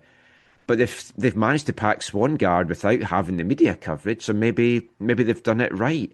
The feeling was they wanted the players to not be distracted and to switch off, and maybe you can't knock that because they've just won the championship. But it would be nice to get some more of those stories out there. Yes. And people like yourself, obviously, great at getting those interviews, telling those stories. And I hope that there is more accessibility from the players because I've had the opportunity, the privilege of getting to know Morgan McCaslin a little bit because she's been out in the community. She came and watched or she came to one of the training sessions for our U11 girls last year. Or actually spring, it seems like a year ago, but it was just, the beginning of the season. And it's had such an impact on our girls at the club. And it's nice to see them out and about. And I'd like to see more of that and then more guest appearances on podcasts and different shows. And I think that would be great to see going forward. Just a little bit more visibility of the players and the staff and the team itself. Yeah. I would also like to see more of a pathway from the college game into the league, like Canadian college game. Yeah, I've heard you talk about that, and that's a great discussion. And I feel like this often comes up at every level. It's like, get the kids to play, and I think that that's all fine and good, but you obviously want the highest standard, and you talked about it, right? Like really wanting it. Maybe there is that gap. Year right? one, you needed to have these big names. Now, some of them, like Erin McLeod, it hasn't worked out. She was not good. There's no sugarcoating that. Desiree Scott, decent, but not the Desiree Scott that we knew and loved from years ago. So they've done that. They've grown the league. Yeah. They've had the big names. Now it's the younger generation, but at a good level that I feel need to come in and take it. It would also help with more than 6 teams to give more opportunities as well. But it's growing. That's just it. Yeah. It might be a couple of years before we get to what I'm looking for, which is more the U Sport girls coming in, or even NCAA, like SFU. There's so much good talent here in BC. And the problem is with the Rise, if you weren't part of the Rex program, they weren't really that interested in you. So it needs like a team in Victoria or a team in Edmonton or something, another opportunity for these players to come in. But then you look at like Calgary and Halifax, it's kind of filled their roster with these kind of players, and they struggled. Yeah, that's just it, right? When you have that discrepancy, that difference at levels where, Toronto, Ottawa, Vancouver, they have a lot of these players that played at the highest level available overseas, coming in and playing and having an impact. You see the gap a little bit, and until I guess you have those college players that continue to develop and get these opportunities and add to the league, but it needs to continue to rise as well. You want to see the young players get minutes, obviously, but you want to see this level continue to improve for sure. Yeah, it's been a great first year. Here's to what's to come from year 2 onwards. But before you go, Asa, let everyone know where they can find you online. Yeah, sure. On X at Asa Rehman, on Instagram at Asa Ray. Thank you for joining us again, Asa. Yeah, no problem. Always a pleasure, Michael.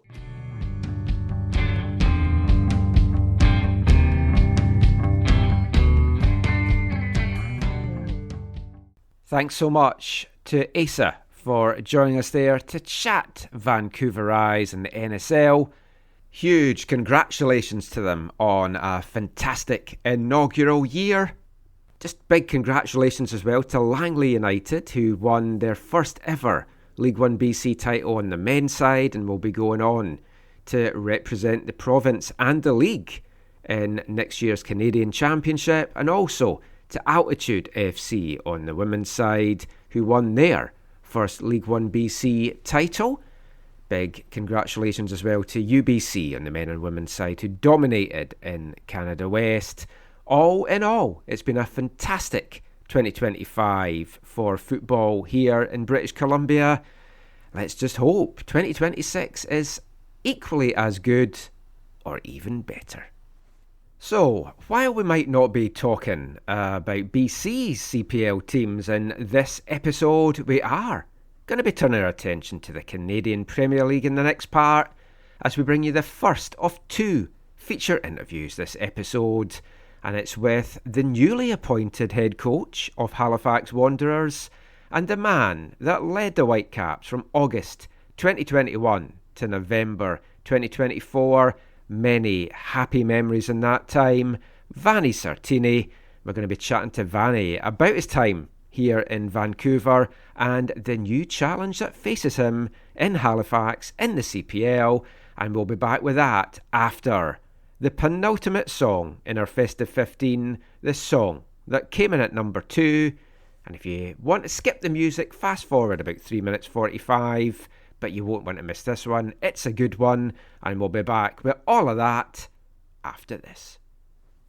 Hi, I'm Vanni Sartini, and you're listening to the AFTN Soccer Show.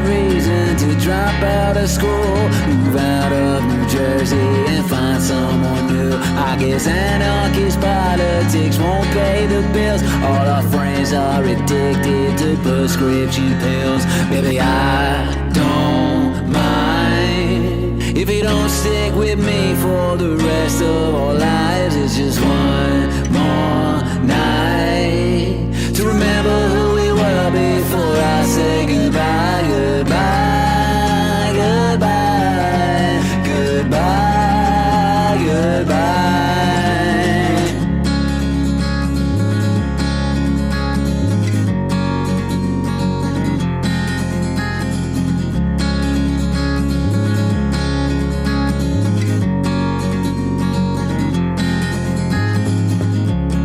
Cold summer night, Newport Flats are keeping us kinda warm way through.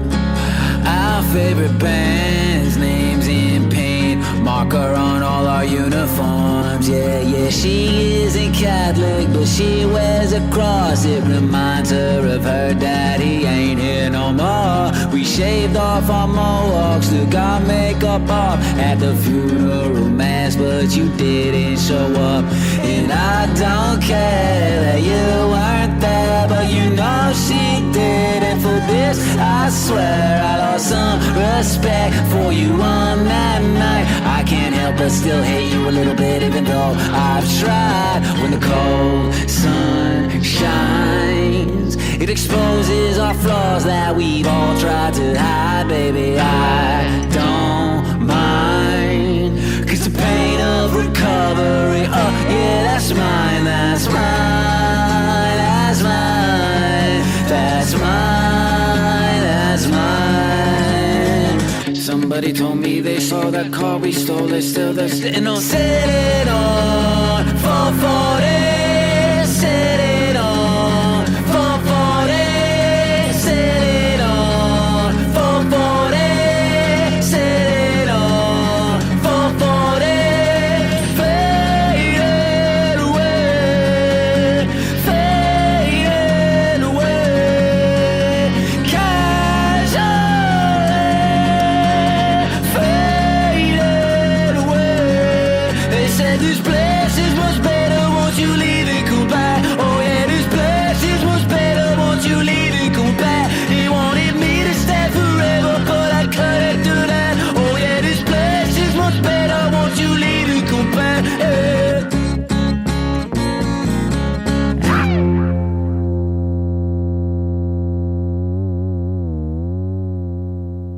Welcome back to the AFTN Soccer Show on CITR Radio 101.9 FM.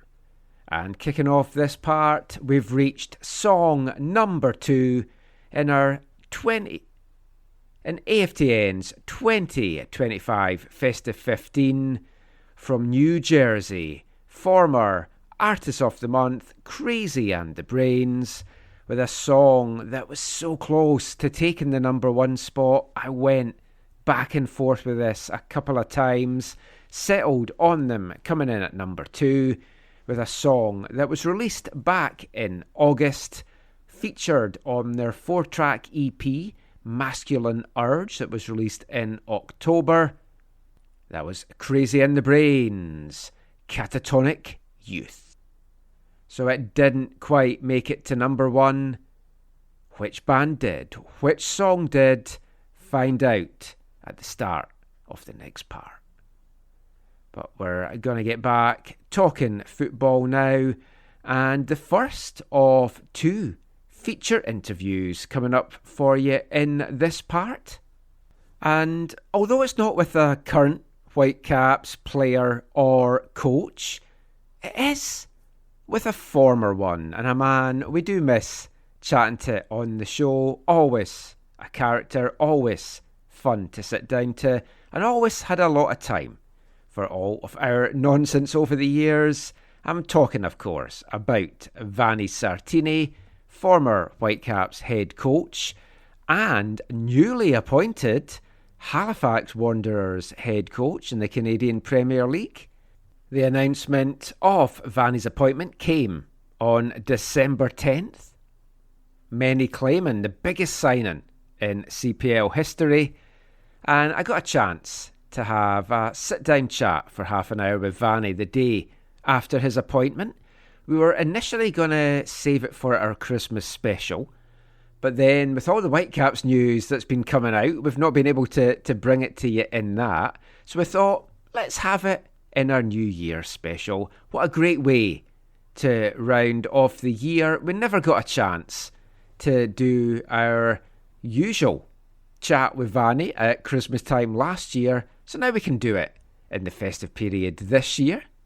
So we talked about the BC teams in the CPL in the last part. Now we're going to the other side of the country, the other coast, Halifax. And I think this is an absolutely fantastic appointment for Vanni, fantastic appointment for the club, and it just seems a perfect fit. It's a club that I think anyone that follows the league has a soft spot for. Everyone kind of jokes it's everyone's second favourite club, and Halifax is a city I've wanted to visit for a while, so I definitely have to make sure that I get out there now, taking a game with Vanni in charge. But they've got a great stadium set up, they've got a great owner, they've got a great fan base. What they've needed now is a great team on the pitch, and they finished 4th in the CPL standings in 2025, a record of 11 wins, 11 losses and 6 draws before getting bounced out the first time at Askin in the playoffs. So it's going to be a tough task for Vanni to go in there and improve them right away, and the pressure is going to be on him. It's been billed, and we'll talk about this with Zach after you hear the interview, but it's been billed by many as the biggest signing in CPL history, and with that obviously comes pressure, but it's pressure that you can be sure Vanni is certainly going to embrace. Was in Vancouver for 7 years in total.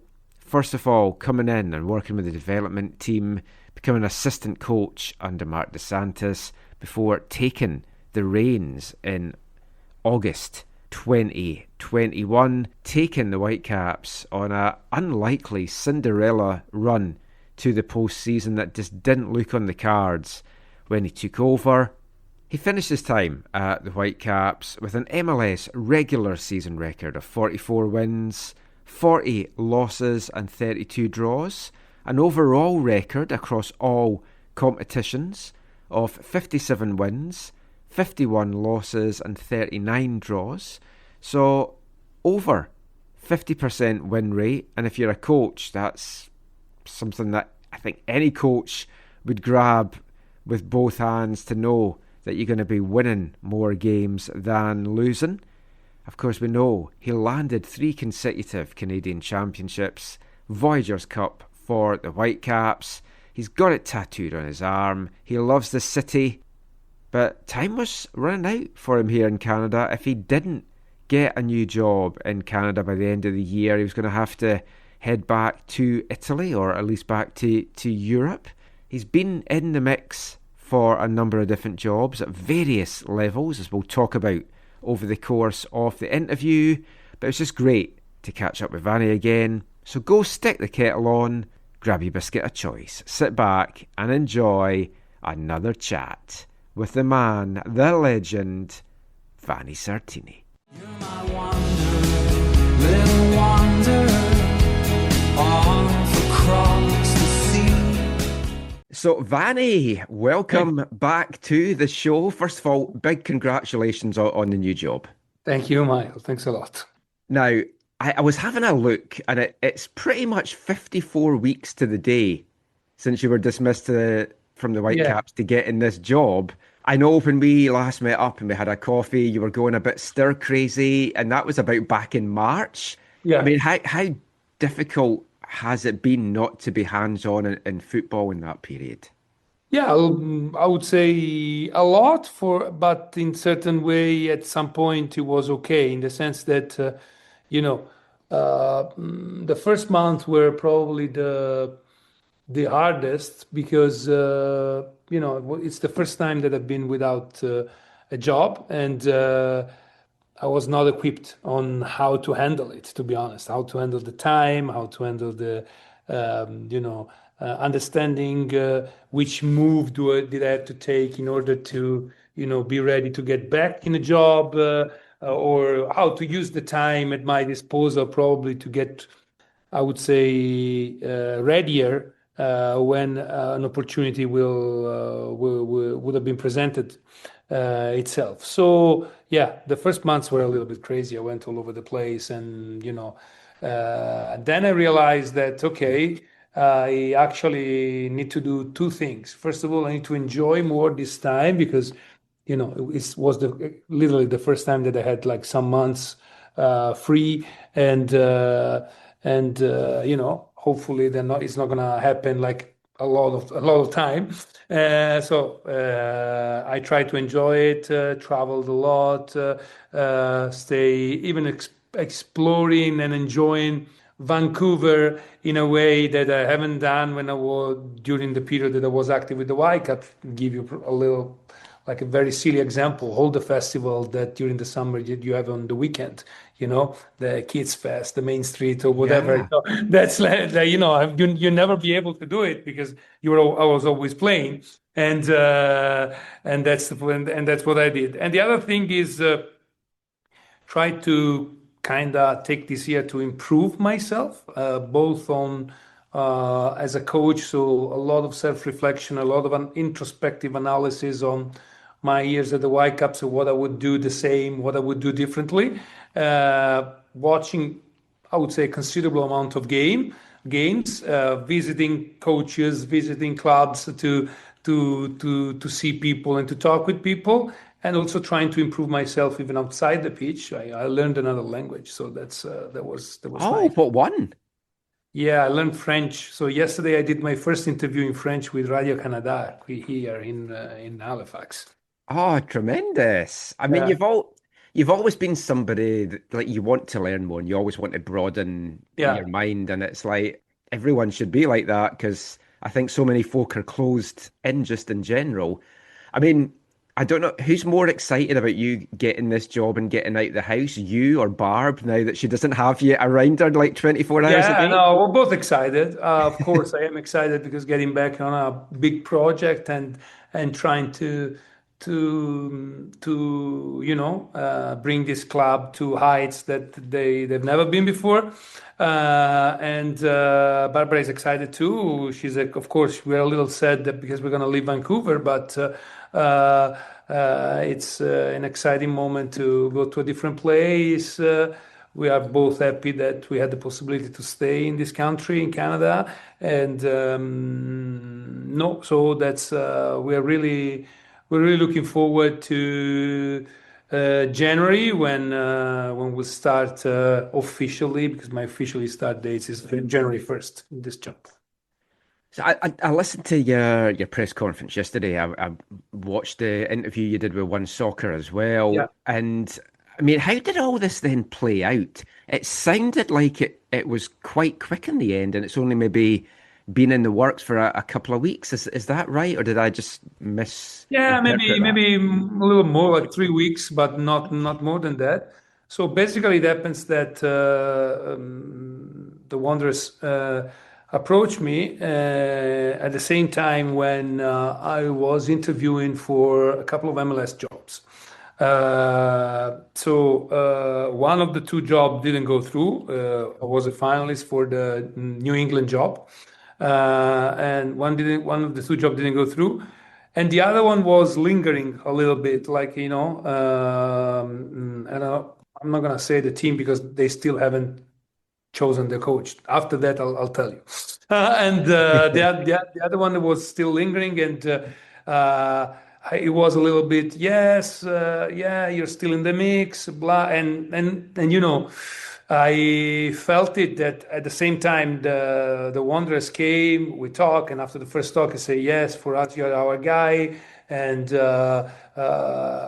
every kind of request that I had, it was say, yes, we're going to try to do it. I saw them very convinced. And at some point, I said, okay, should I jeopardize a real opportunity with a club that really wants me, that really want me for something that is still up in the air. So I decided, okay, no problem. I'm gonna take this opportunity. I really like. I gotta be honest. The way that again they approach me in the sense that we think that you are the person that can make us the step to the next level, make us do the step to the next level. So that's and that's the reason why I decided it like pretty quick. Like it was like after I made a quick trip here like 10 days ago to see the city for the first time, to see the facilities, the stadium, to at least have an impression. I had a very good impression, very good vibes in those couple of days that I stayed here. So when I flew back to Vancouver, I said to my agent, yes, I think we're gonna do it. Yeah, when Patrice Geyser was dismissed on our show right away, I was like, that's a great fit for Vanni, because it's like, I've never been to Halifax either, because I know you mentioned that you'd never been before. I was meant to go pre-COVID, and then my wife was sick, so we cancelled it and postponed it, and then we've never ever got back. So at some point, I hope to get out, but it looks a beautiful city. I think anyone that's watched the CPL, like the fan base is the best by far in the CPL for me. I love the stadium because you're so close to the action. I've a lot of time and respect for Derek Martin as well with everything that he's built there. So I mean, it just feels the perfect Vanni club. Yeah, you're right about the fans. Like, been here now, I don't know, less than 48 hours and less than, I don't know, 30 days, 36 hours has been announced, not even. And already I could feel, I had an event yesterday with the fans. It was like amazing.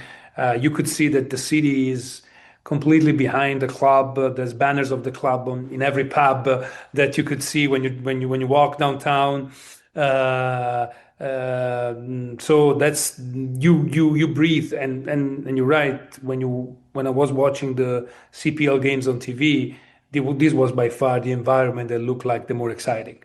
So it's there's all the ingredients, in my opinion, to try to do well, and the other challenge that I really like is the fact that staying here and in Canada and working in the national league of the country, I'm gonna play a role like any other coaches and executives that are doing of the Canadian clubs to the growth of the game in this country, and it's always nice to do it. Yes. Yeah, because I mean, obviously MLS to get back into that would have been so good. When you were linked with New England, I mean, great, but I was like, you and the Kraft family don't quite seem like you would be. Well, no.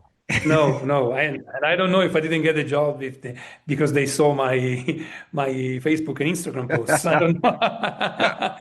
I know. Yeah, but it's it's a special moment in the United States, and I gotta be honest. I thought a million times, like, would it be the right move for me to go, or would it be too controversial? Even I would become maybe too controversial if I say something that. At the end, I think, of course, you go where the job brings you. At the end, so it can be United States, it can be Italy, it can be But the thing, I'm happy that everything. I would say at the end it resolves itself with this offer here and to stay here. And I think that I also said, because I gotta be honest, in the last year, also a few USL club approached me, but I spoke with my agent and everything, that I said that there was no question between the CPL and the USL. Of course, the MLS, it's at the moment still a different kind of quote unquote level. There was no question between the CPL and the USL. I would have loved to stay in the CPL for a million reasons. Stay in Canada, and I think it's much more relevant as a league.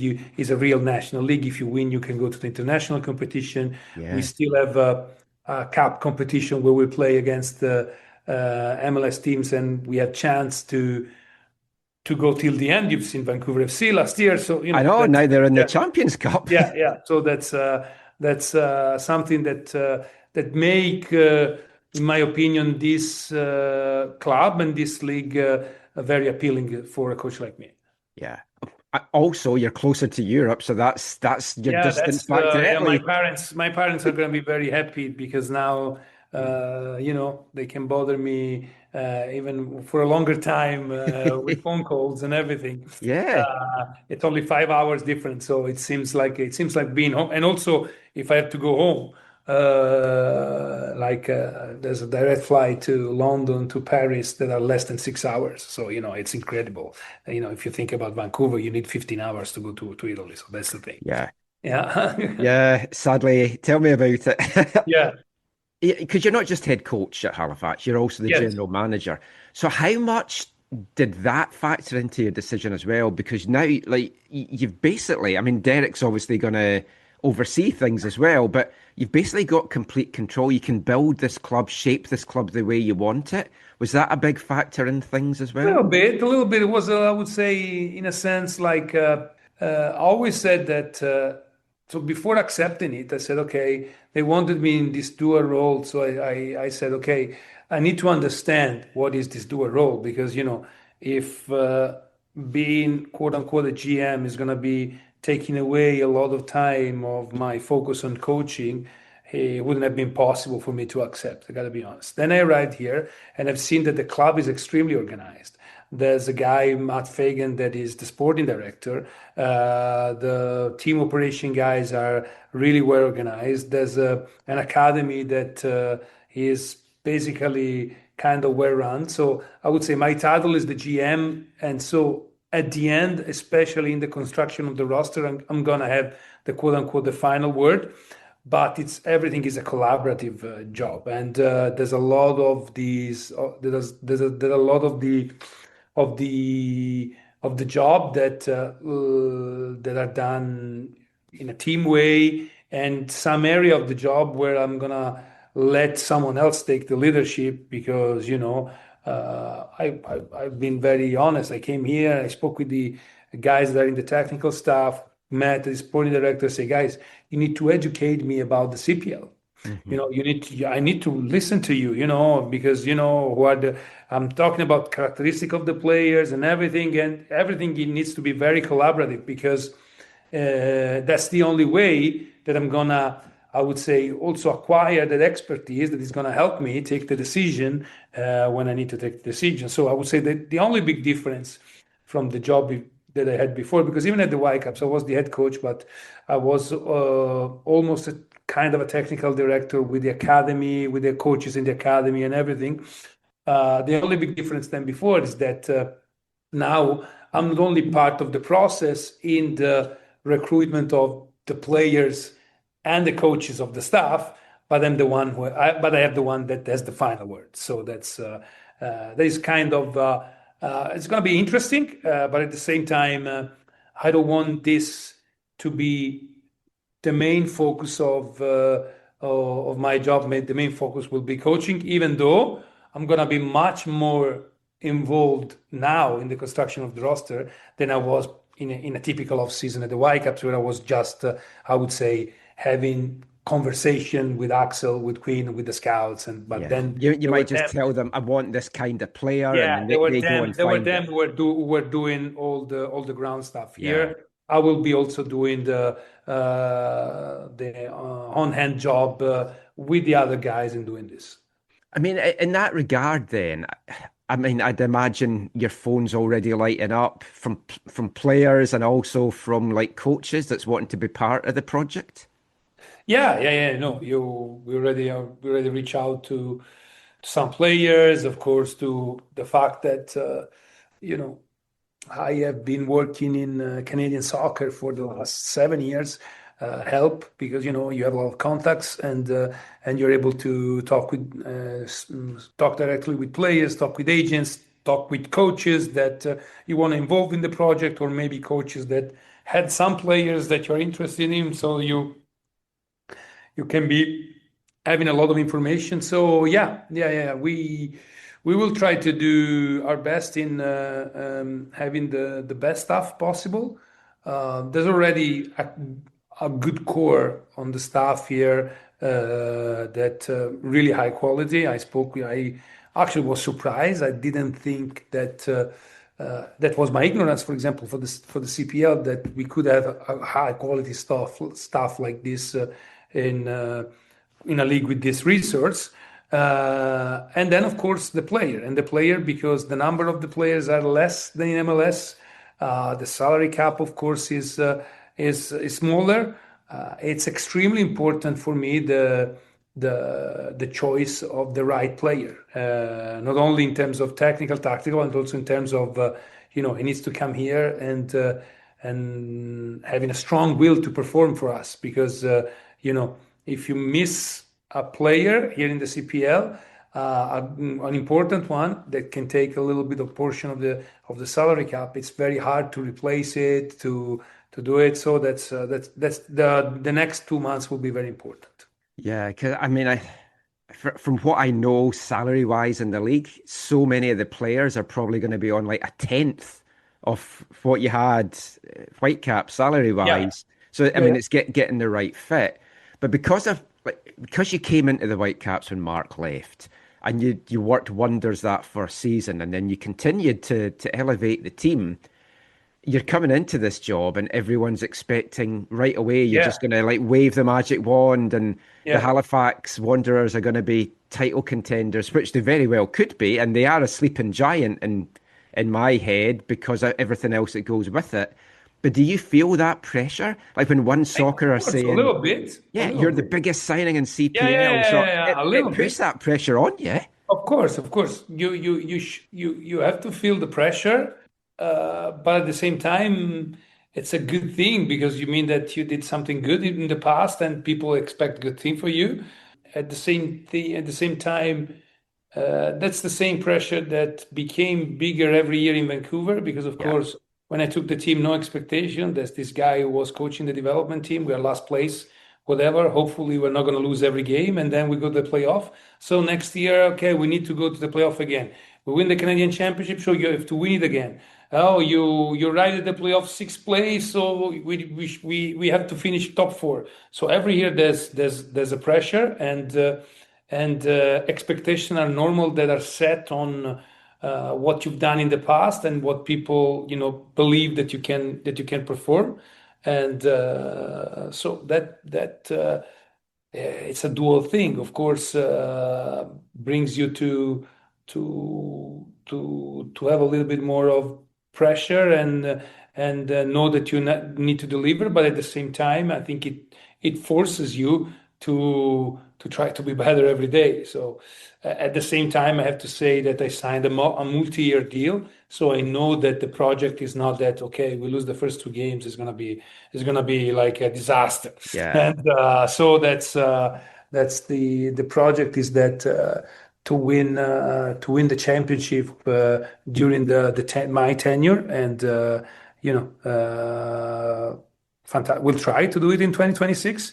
But if it happens in 2027, it's okay. Sure, the fans would take that. Like, talking of a different kind of pressure, then blood pressure. Yeah. Are you prepared to be in a league that does not have VAR and has some very questionable refereeing decisions? Yeah. It's okay. I will have to adapt for sure. Before coaching in MLS, I always coach in leagues without VAR, because when I was coaching lower division in Italy, and even when I was coaching top division in Italy, the VAR didn't exist yet. So it's not that. I mean, it's not the worst thing not having VAR, I've got to say. No, that's okay. But this self-reflection that I was telling you about is a self-reflection about everything, and it's a self-reflection also that you need to improve yourself. And if you got in my last season at the Whitecaps, I missed 5 games because the initial 4 and the last one in Salt Lake because I got three yellow card. So that's unacceptable. I gotta be honest. So I will have to keep my being how you say very passionate and very into the game, but setting up some limits and I hope and I think that I will be able to do it. Last couple of things just to round us off. Let's talk a little Whitecaps. I mean, you used an analogy yesterday regarding it. The one I was thinking of, it's like you've got an ex-girlfriend, but you're looking at her Facebook and you're seeing all the things that they're doing, and you're like, that could have been me doing that. Yeah, it's a little different for me than the ex-girlfriend, because when you have the ex-girlfriend, most of the time, when you leave, when you get, it's always a little bit bitter, and it's always a little bit of contrast. There's a little bit of the breakup is always something that is and it wasn't like this when the Whitecaps let me go. It was always like very the friendship and the sensation were there. So I agree with you that there was that sensation that could have been me. That's the thing. At the same time, you don't know, because if I believe that those kind of self reflection that I did always brought me to think that I think the result say that they made the right choice because they had a fantastic season. But even for me, I think that it was the right choice for me to end things with the Whitecaps at last year, because as I told you like numerous times, even when we talk together, like, the 2024, even though if we remove the last 4 games of the regular season, because before that last 4 games we were 4th, and it was probably the best season that we had, because even in the playoff that fantastic game winning in Portland and the series with LAFC that has been more or less, like, even if it was only 1 game this season, but more or less the same that the Whitecaps have did in the 1 game this season with LAFC, that could have gone both ways. Even though, generally went well result-wise, it was the hardest one for me in order to make my points to the player, being effective, in my opinion, on the pitch as a coach. And you could tell that, probably the player needed a different voice. And when this different voice arrived, not only a voice, but also slightly different ideas, I would say, the player flourished, especially in the first half of the season, because I think that the first half of the season, the Whitecaps was phenomenal. The second half of the season of the Whitecaps was okay. That's what I think. That's fair. I mean, I think the good thing about it, and we were just chatting before we recorded, like Axel and Jesper have both given a lot of props to you for what Jesper's come in and taken on, what he's inherited.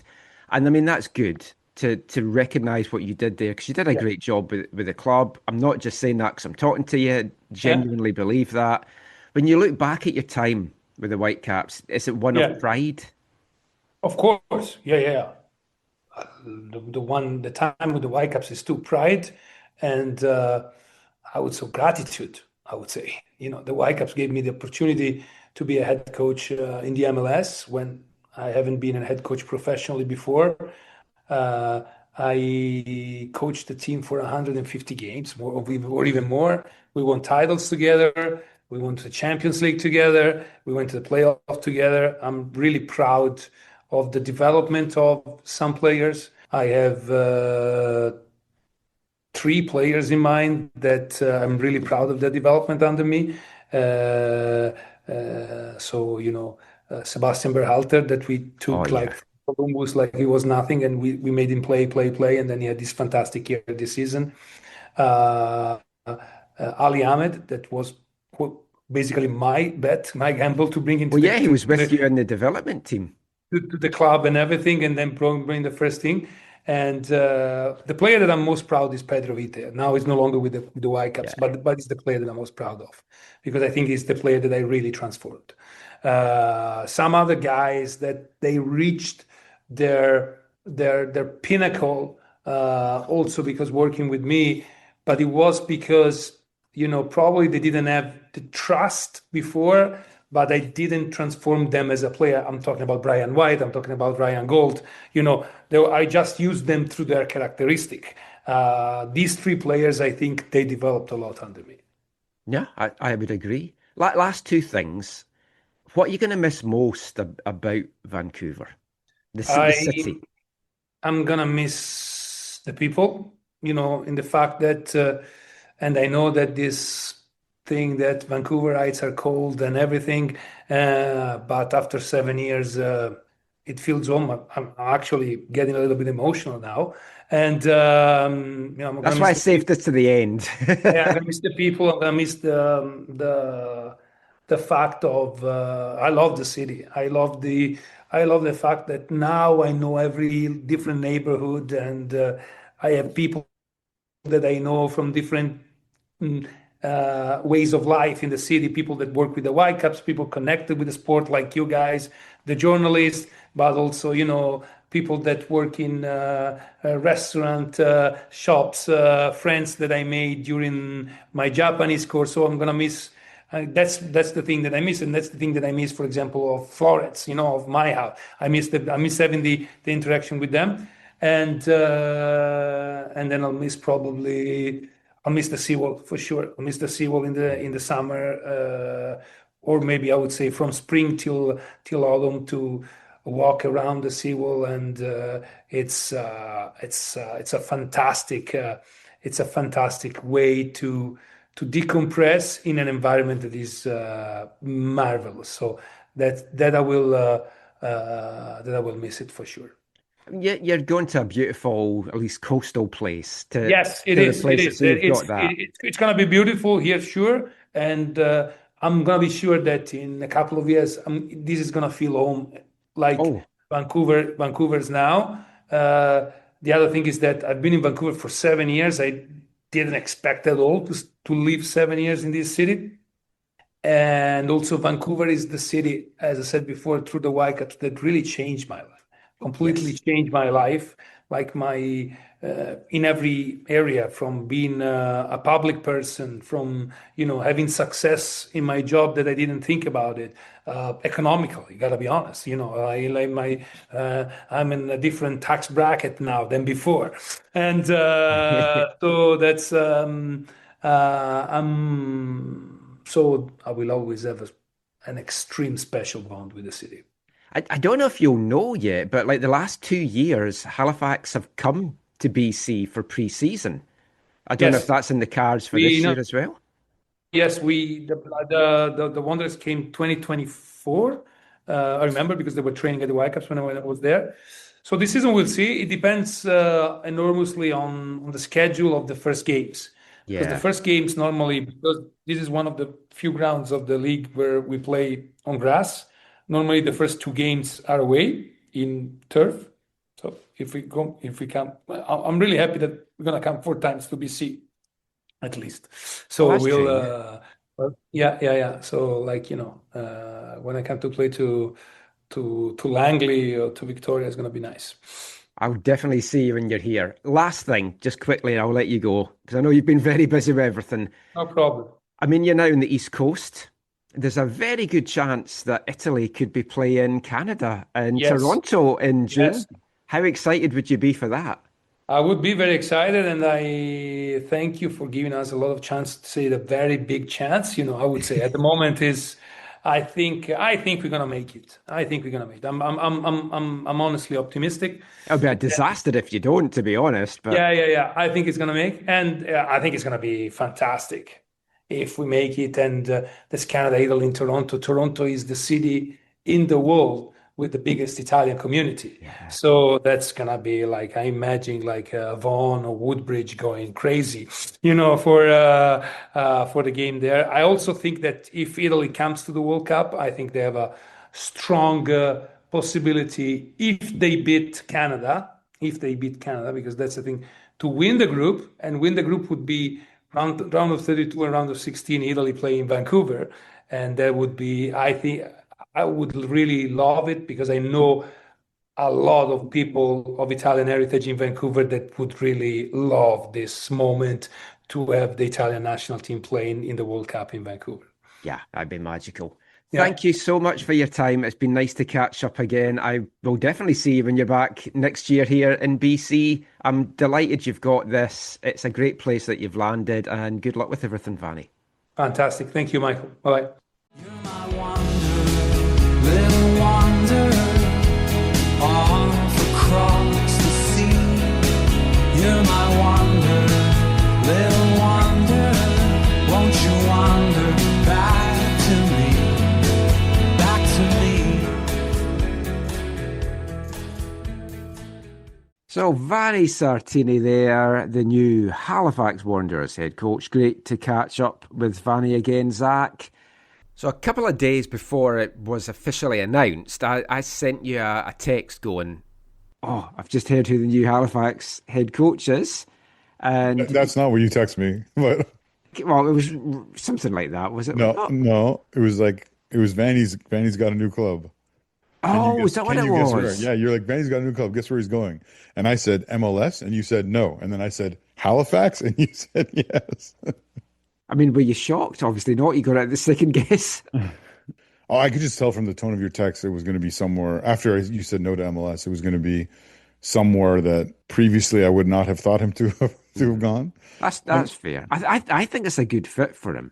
Of all the CPL teams, that team, that city, that fan base feels the perfect Vanni fit. I think, yeah, they're isolated out there, so he can really rule the culture or continue to grow the culture and his GM as well. We should exactly, yeah. He's got the control. They're really interesting. You wonder how much One Soccer and like Andy Petrillo and I don't know if it's Gareth Wheeler, these people who gush over him.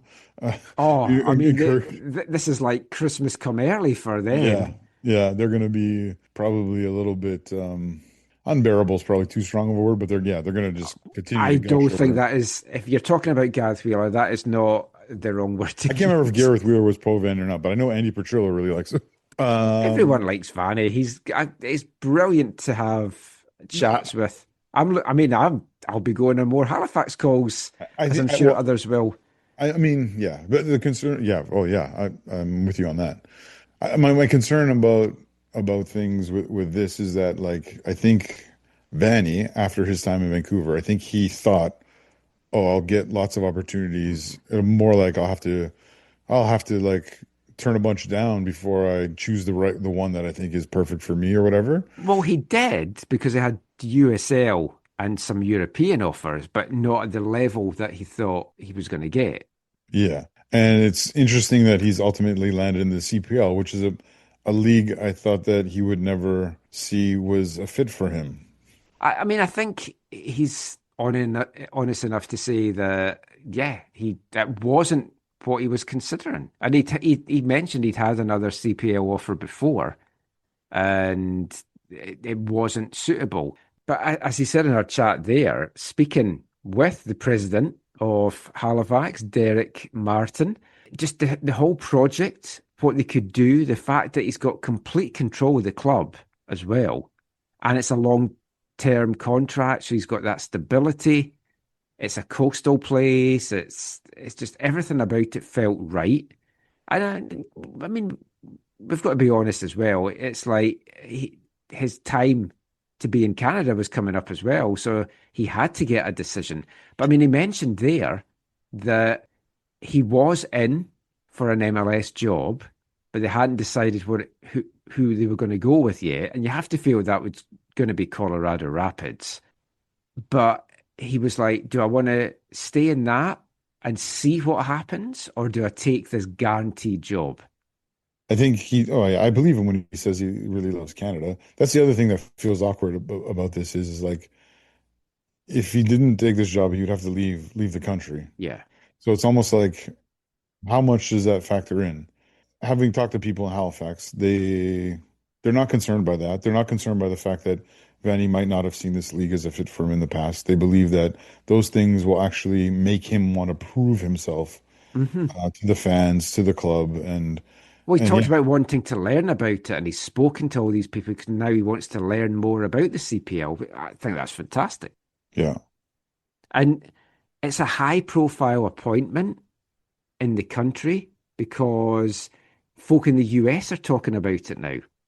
They were talking about him on the Soccer Rise podcast I was listening to. So Vanni built up such goodwill and just enthusiasm about him with all his antics and everything. And he said he's calmed down. I mean, I did ask him there, Zach, how's his blood pressure going to be in a league that doesn't have VAR?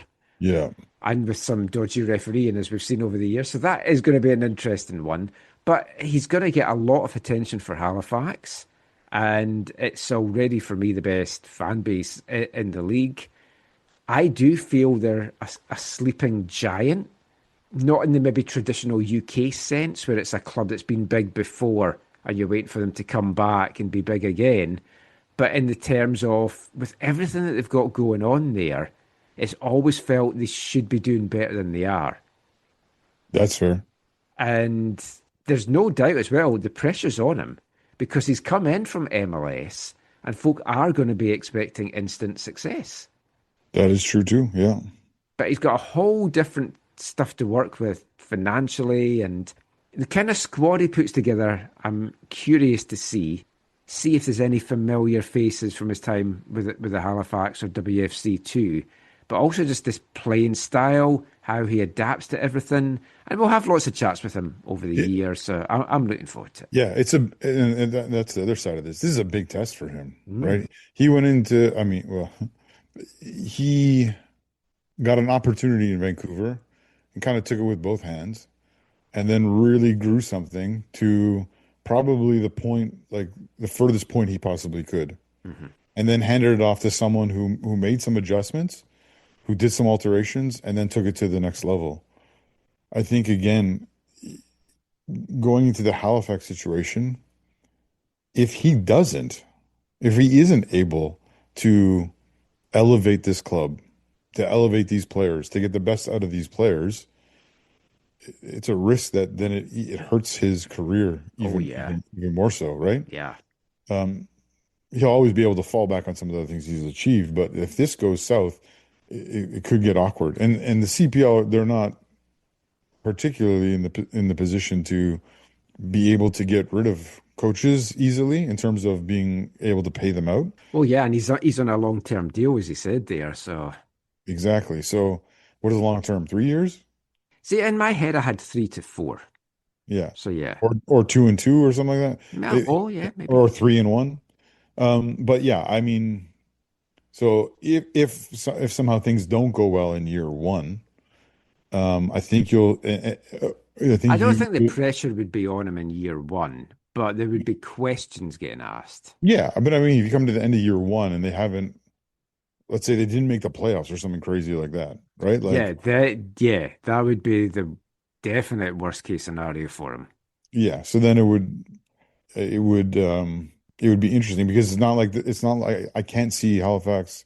I can't see the Wanderers just being like, oh, okay, yeah, this didn't work out. We're gonna pay you off for 2 or 3 years or whatever. Like that doesn't really happen in the CPL. No. At least at this early stage. But and I honestly I don't think that's going to happen. I don't either. I think it's going to do well, and it's going to be a big test of just how good a coach he is. So yeah, it will be interesting to see what players now want to go to Halifax because of Vanni. And we've already seen one big addition this month, Zach, since Vanni got appointed. And I think this surprised many, many people. Marco Carducci, he left Cavalry, and we're thinking, if he's going to stay in the CPL, Forge and Ottawa have goalkeeping situations that could be open. Maybe he'll want to go overseas, try his hand at Europe before he hangs up his boots. But no, he signed a 2-year contract with Halifax Wanderers through to the end of the 2027 CPL season. And the 29-year-old Carducci has spent every CPL season so far with the Cavs, 193 appearances. He won the league's Best Goalkeeper award twice, lifted the North Star Cup with Cavalry in 2024. And it was mentioned when this signing was announced that Vanni had actually tried to get him back to the Whitecaps during his time in charge here. But I was shocked when I saw this. Yeah, I'd been told that Marco was, as he ended his time at Cavalry, was trying to live out one of his dreams and go and play in Italy. I'm not sure if that would have been, Serie A, Serie B. Are you sure it wasn't with under an Italian? Yeah, it was lost in translation. It could very well could have been. But then I was also told, Michael, that his second choice would have been he was going to end up at Ottawa if he didn't go to Italy. Oh. So him landing in Ottawa, when you sent me the message, I was because I think you saw it before I did. I was I was surprised. It's a great signing for Halifax because their goalkeepers have kind of let them down a bit. That's what I was going to say. Halifax, the entire time they've been, I mean, Nathan Fillion? Yeah. Yeah. Nathan Fillion was not bad. But I agree with you. In general, in the whole existence of the league, they've never had next level goalkeeping, and it has let them down, and it has kept them from being what they could be. Some might forget, but they are CPL's Cup finalists in the Island Games. They do obviously have an incredible fan base. I've seen their fan base already comment on some of the social places about, asking Marco to forgive them for all the abuse they gave him over the years. But they're looking forward to him being one of their own and to supporting him now. But no, this is I mean, I wish the best for Marco because Marco, yeah. I mean, we've been following his career like longer than half his 15. life. Yeah. Yeah, I have a ton of time and so much respect for Marco. Yeah. He's catch up with him in the new year. Yeah, totally. Well. And he's earned the right to do this, right? So absolutely. And he needed a new challenge, and he's got it there. But it's interesting because will other big name players from within the league now want to be part of this project under Vanni? Totally. And this has, I mean, one of the Vanni tactically, I think I had concerns with when he was at the Whitecaps, which means going into Halifax, I have concerns about what his tactical approach will be, because he's spoken very passionate and vividly about his ideals, and I don't think they totally worked at in a league like MLS. I think I have even bigger questions if he were to try and implement his same ideals in the CPL. How difficult that might be. Oh yeah, because the talent, can they operate at that level, or is this then when we see a new tactical development for Vanni because he has to adapt to the players that he's got? However, the upside for Vanni is on the recruitment end, which is great for Derek Martin and the lot out in Halifax who've given him the keys to the castle, if you will. So that I think he can really help them in recruitment because of what he did with the Whitecaps, what he did in MLS. I think that will open doors. I think Marco Carducci is the first fruits of that, but I think there will be more because people will be excited to play for him. I think they'll be excited also that he has connections, that he could move them on in different ways. What I will say is it is a little for the CPL. I think the one downside, I know, there's a lot of CPL figures or people who are really excited about this and what it means for the league and stuff and how it can help the league grow. And I do think that, but it is at least a little bit disappointing that he's going to a club that is really the only club in the league that doesn't really need the help to grow the in-stadium attendance. So it will bring more eyes to the league, probably, attendance and viewing figures and highlights and all these different things. But if he had gone to any one of the other clubs, it would have helped. I think it would have, because of his personality, his charisma, his engagement in community, all those things I think would have helped other clubs grow more in stadium attendance. Now, that's maybe nitpicking at it, but I think it's an interesting angle. I guess if you're Halifax, you can say it'll keep our stadium full. Yes. And maybe engage new people and make it even harder to get tickets. They're looking to expand and stuff as well, so it all helps with that. Yeah, it maybe helps get things over the line.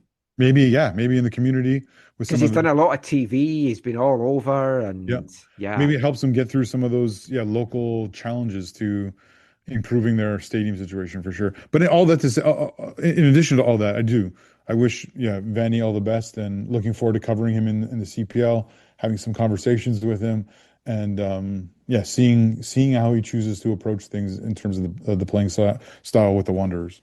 Yeah. It was great to catch up with him. Wish Vanni all the best, and I hope him and Barb are very happy out in the Maritimes, which I'm sure they will be. And maybe one day I will get out to a game there after my last trip was called off a few years ago. Just go from Boston.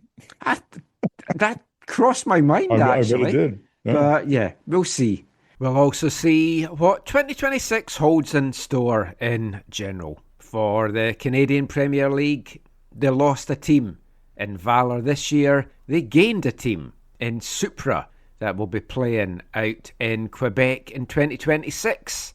Vanni will certainly get more eyeballs on the league as well, and the understanding is that there's going to be more games also shown on TSN this year, so that will also get more eyeballs on the league. Of course, we'll bring you coverage all year long on the CPL next year in the AFTN Soccer Show, but we've got one more part to go for this episode, and we're going to bring you our second feature interview as we get a kind of unique perspective on what this footballing year has been like in Vancouver. But before we get to that, it's time for this song that's made it to number one in AFTN's Festive 15. As always, if you don't want to hear the music, fast forward about 2.5 minutes. But for those of you that do, we'll be back with a song at number one after this. Hi, I'm Jesper Sorensen, and you're listening to the AFTN Soccer Show, the show that... A little bit of breaking news to bring you, and that is that counter-terrorism police will investigate the rap trio Kneecap. Mahiens er bläslet, tetchem då röker det, slår där en kulsvärde, tamset och röder red, känn realness and nation beds, Kneecap, give them a frisk, spur on land, no diva, we know they've got more than this, grab lawa, I'm a stroll to the bank, give me Cammy's money and give her my thanks, we'll call it reparations, but I knock you wank, try to take my money, but I came and collected it back. No, in the hell of father, it's Kneecap, the recap, we have a forest job. No, in the hell of father, Holy shit, Profi, Mogili, Baba, Gasmakara. No, in the hell of father, it's Kneecap, the recap, we have a forest job. No, in the hell of father, Holy shit, Profi, Mogili, Baba, Gasmakara. Cammy, your Wally, now scream out on a volley, your leg to think that you're fooling everybody. But you're not, just like the Aaron idiot, your career is on the rock, her arm go on your clock, yeah, me had a smart, the cap, my rationation, raw, the regard, the short, I got the right, now it's chin to the hobby, you Wally, the Maggie, go the Lisa, love me, lad, from a king, can you just come and go, Kim, a dad, cut the cold, now the car, cups a little kind of rock, throw the cracker, by some fellas from the lower whack. When they see me, chat, I lower and I vote, guy. Good shit, mate, cause I'm here to stroke, guys. While on the road, I should look a couple of notes, since they shoot with me, cause I'll take them home, lad. You're bad enough, trying for your sherry, bad enough, you thought was momentary, called your bluff, bad enough, bluff off the dirty shit, bad enough. No, in the hell of father, it's Kneecap, the recap, we have a forest job. No, in the hell of father, truly shit, Profi, Mogili, Baba, Gasmakara. No, in the hell of father, it's Kneecap, the recap, we have a forest job. No, in the hell of father, truly shit, Profi, Mogili, Baba, Gasmakara. No, in the hell of father, it's Kneecap, the recap, we have a forest job. No, in the hell of father, truly shit, Profi, Mogili, Baba, Gasmakara.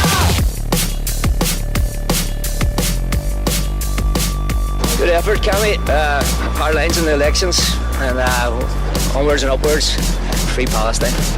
Welcome back to the AFTN Soccer Show on CITR Radio 101.9 FM. And kicking off this part, rounding off our Festive 15 for 2025, it's the song that comes in at number one, and I think it's probably by, for me anyway, the band of the year. From Derry and West Belfast, Kneecap. Never got to see them play here in Vancouver just because of idiocy on the Canadian government side. Hopefully, we'll get to see them here in 2026. But that was a single they released back in August, in the height of all their troubles in the courts in England, a case that was thrown out, and they won, as they said that they would. And that was a song just recapping the year that they had, aptly named The Recap. And for a last show of 2025, we were kind of recapping many of the happy memories of the year. I think it's a very fitting song to come in at number 1 and take the top spot in AFTN's Festive 15 for 2025, The Recap by Kneecap. Hope you have enjoyed all, or at least some, of the songs we've played in our Festive 15. Let me know what ones you liked. Let me know any that you've then gone and checked out as a result. You know how much I love to hear your feedback on the music that we play on the show. But we're going to get back to the football chat now, and we're going to wrap up our shows for 2025 with our second feature interview. And it's something a little bit different. It's not with a footballer. It's not with a manager. It's with a man that's come over and has experienced the year from a very different outsider's kind of viewpoint here the last couple of months in Vancouver. And it's been a monumental year for football in the city.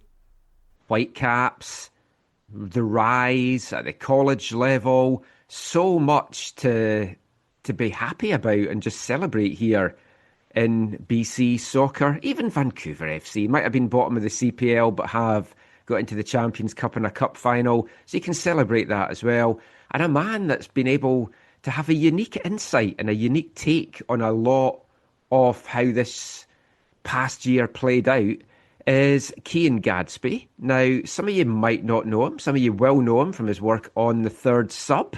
But we'll get into who he is, why he's here, and why he has a unique insight over a little chat in this part. So first of all, welcome to the show for the first time, Kian.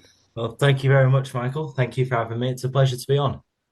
Now, folk will notice right away we've got a battle of accents going on here. So this is partly why Kian has a different kind of insight and a take on this, because he's from the UK. He's from England, but we won't hold that against him too much. But when did you make the move over here?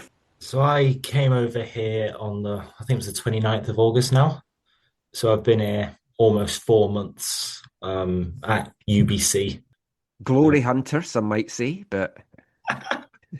I wouldn't quite, well, I know, I think we're going to get into this. So I wouldn't quite go this far when... Yeah, right. I guess we'll start, because a lot of folk listening to this won't know who you are, and they'll be like, why has he got a random English person on the show? But you're a lot more than that, because you've been working on the media side and you've been covering the Whitecaps, UBC, and just everything you can kind of get to get the experience. So let everyone know why you were here. So we know you've come in August to be at UBC. So explain a little bit more about that. I'm here at UBC on international exchange, and officially I'm here for academics. However, and I'm kind of hoping it might get back to my home university, we'll see. I have been supporting Vancouver Whitecaps from home, so from England, for the last, goodness knows how, I want to say 8 years. So for the last quite a long time. Which is crazy. One word for it. I've heard insane and absurd before as well. Why the Whitecaps to begin with? Well, the story starts back in 2015, so well over a decade ago now, where I was football mad. I loved the sport, but in the summer, there's nothing really on in the UK. Like at the time, there wasn't anything I could get my hands on. So I know the Women's World Cup was out here, but with the time difference, I was quite young. I wasn't staying up that late to watch games. So I had nothing to watch. So I just scrolled through the Sky Sports, just box office, what they had. And the MLS Roundup show just came up. So I was like, all right. And I just spent an afternoon, or maybe even a week. It was a few afternoons just binge watching like episodes in random orders, it didn't make any sense to me, but I enjoyed it. It was football. It was, they did it all glamorous. Like there was loads of photos of New York everywhere and the estate cities, and it just looked awesome. So I just enjoyed watching it. And then every Tuesday it was on, I'd put it on, I'd have a look. And then gradually, I don't know quite what did it. I think I came to Vancouver for like 3 days on my way up to Alaska. And that was a great trip. So I think it might have been that. But I just decided the Whitecaps were my team. Now, this was 2017. So this was when this was the last time they were good, if you like. Yes. Yeah, 2015, 2017, that was the two good seasons to first start watching. It was a good team, great kits. The stadium looks pretty. The city's really nice, and the aerial views, best badge in the league as well, I think. So it just brought me in. And then what I'd do is I'd just wake up and check the score in the morning. I'd be annoyed if they lost. I'd be happy if they won. And then gradually that built up. And then I started, when they were available, like Champions Cup, for example, was available on YouTube back home. So I'd just watch a couple of those games, a couple of other matches. And then the start of this season, I decided, all right, I'm going to take this a bit further now. What can I do? So I decided to take up writing about the team, and then I joined the third sub. Then about the same time, I got confirmation I could go on international exchange here. So I was like, all right, we'll do that. That's culminated in me being in Vancouver for September for the best couple of months in team history. Yeah. Now, did you pick UBC because you wanted to watch the Whitecaps, or was that just a coincidence? You put me right on this. Yeah. Effectively, yeah. I had to write a personal statement on why I wanted to come here. I managed to write it without mentioning the Whitecaps. I do also feel like if the Whitecaps hadn't been, like, if I hadn't been able to have any access, if I hadn't met nice people, if it had been a bit rubbish, I would have done other stuff. But as a football man coming to a city that is like, it's falling in love with its football team, I couldn't not. But yeah, I originally picked UBC. I really wanted to be back in Vancouver. If my mum used to say, she used to stop asking me, to be quite honest, because it was, Kian, where do you want to go on holiday? And well, the other answer was Tromsø in the Arctic Circle or Vancouver. There was two answers, and I think that also played a big part. So what is your home university? So I'm from the University of Nottingham. I mean, a lot of folk will know it from Notts Forest, Notts County. Yeah. So do you support one of the Nottingham teams?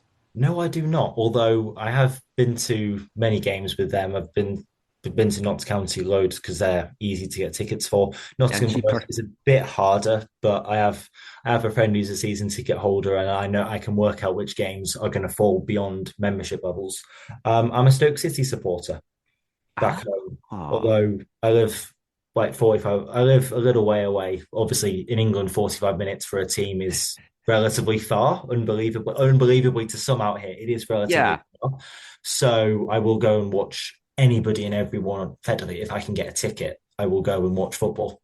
So, I mean, you followed the Whitecaps from afar. Now you've been here in our best ever season, record-breaking season, and you've been home and away. So, I mean, you took the opportunity to go down to Seattle. You've had that away experience now in MLS. What did you make of that whole experience? I thoroughly enjoyed my trip to Seattle. I mean, it was a long journey. It was a long bus drive there and back. I had to be awake at like 7 o'clock in the morning. I didn't get home till like 4. So it was a long old day, but it was a brilliant experience. We took 250, 300, but they made so much noise. They were so passionate from minute one. We got escorted into the stadium 2 hours before kickoff. Did not stop jumping and bouncing the entire game. I'm convinced most people didn't watch the game because there was a lot of bouncing and celebrations and the flags just going everywhere. It was absolutely brilliant. Good atmosphere, good game. Obviously, we got to bring the Cascadia Cup home on the bus as well, which made for great atmosphere, great vibes.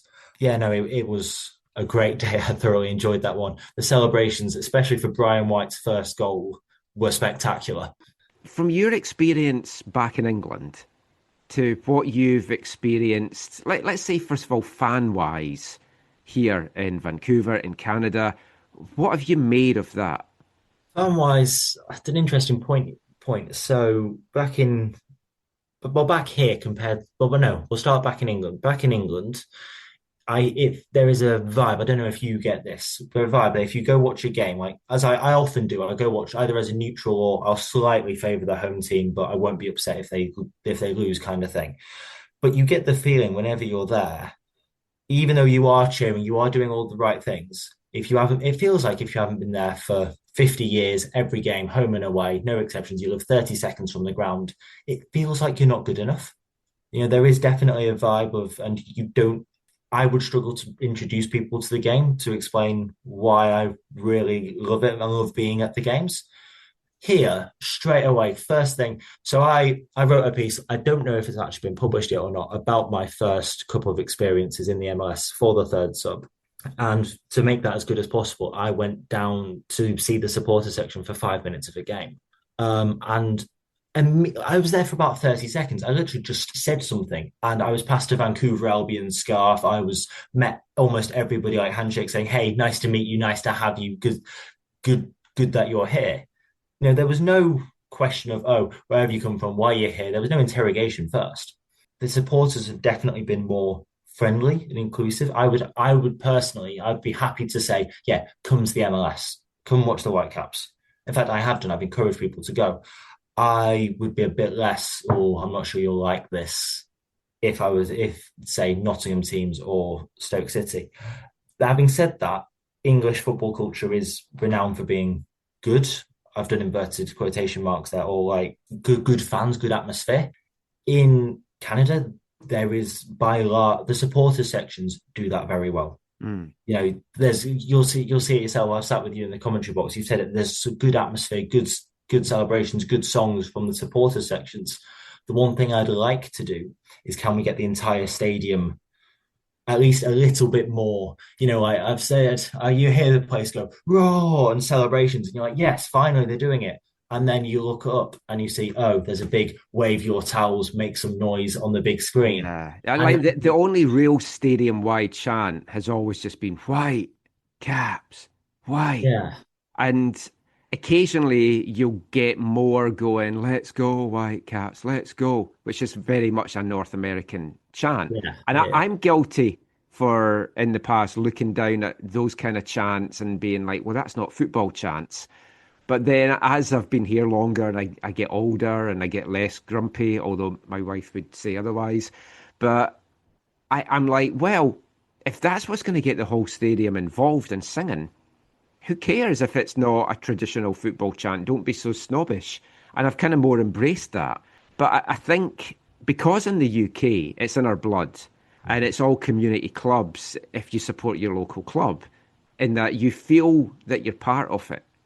Whereas here, and I'm curious to see if you've got this vibe, either at the games or just from talking to people, that football is seen by the majority as just entertainment. And it's not, oh, we've lost, I'm going to be really pissed off for the whole weekend. I think that's just the people I've surrounded myself with, though, because most of the people I've seen or I've spent time with are the passionate supporters. They're either media people who have to put on a straight face. Well, you do. I don't. I'm biased as hell. I readily admit that. You have to. There's definitely an element of at least trying, whereas.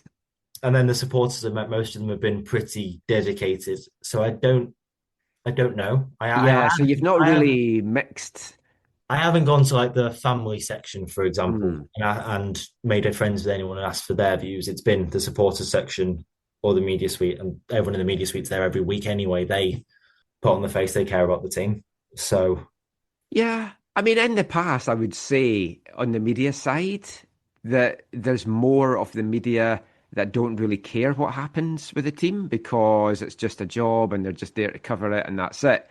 But I think in latter years, the core group that we've got do care about this team and they want them to succeed. And it makes our jobs easier as well when the team is doing well. I mean, 100%. I don't want to mention the Canucks too much, but if you're covering the Canucks, it would be hard every single day. It's like just writing negative stuff. And we've had that here in Vancouver in the past, I've got to say. But I mean, the team's really been flying this year. So I'm curious, as an outsider, we'll call you that, coming in to watch this team, even though you've followed them for 8 years from afar, what have you made of the team this season? How they've played, how Jesper Sorensen has come in and just changed this squad? I'm going to start with, I don't think Jesper's come in and changed the squad. I should probably say changed the side and their playing style. I think he's just refined it. Yeah, elevated them. Slightly, yeah. He's elevated them. He's taken them from a good... They should have come fourth last year. Let's face it, they should have come fourth last year. He's taken them from that to... He's done the leap, which is absolutely brilliant. I think they've been phenomenal. There's only a couple of games, and we all know which ones I'm thinking about because they're that obvious, where you've just been frustrated. It's not been their day. They've not been good enough. Even when they lose, they're quite good. You know, we look at the frustrating defeats at the end of the season. Miami, they were very good for... I mean, all they did wrong, really, is pretty much gave Messi the ball when he was unmarked. Yes. With people in front of him. Yeah. They allowed Messi to do something 3 times that they didn't allow him to do in the other 2 games. And that's ultimately what invited him to do it, to be quite honest. If you look at all 3, like Kubas, I feel for him, gifting him the ball there. The first goal, they've left him too much space. The third one doesn't really count. It was in garbage time. That's inevitable. But I think they've been brilliant. I've thoroughly enjoyed watching it. Every time I have, I'm just like rubbing my hands together with delight. You know, it's so much fun to just see them play. It's beautiful football. It's brilliant. I hope they can keep the core of this group together. From the players that stood out for you then, now, obviously a lot of players in North America, their dreams to go and play in Europe, whether it's on mainland Europe, whether it's in the UK. I mean, a lot of players from North America end up either in Scandinavia, if they're not like top level North American players, or in Belgium, Germany, not necessarily a top Bundesliga, but maybe Bundesliga 2, and kind of those kind of leagues. A few make the breakthrough over in the UK. I mean, we've got Alistair Johnson up at Celtic that made that move. There's been a couple of guys transferred to English teams as well. From the Whitecaps players that you saw this year, who do you feel has the ability to go and make the jump and go and play and be successful over in Europe at whatever level? The first name, I mean, to be quite honest, the vast majority of that team could go over. But the first guy I want to pick out is Sebastian Berhalter.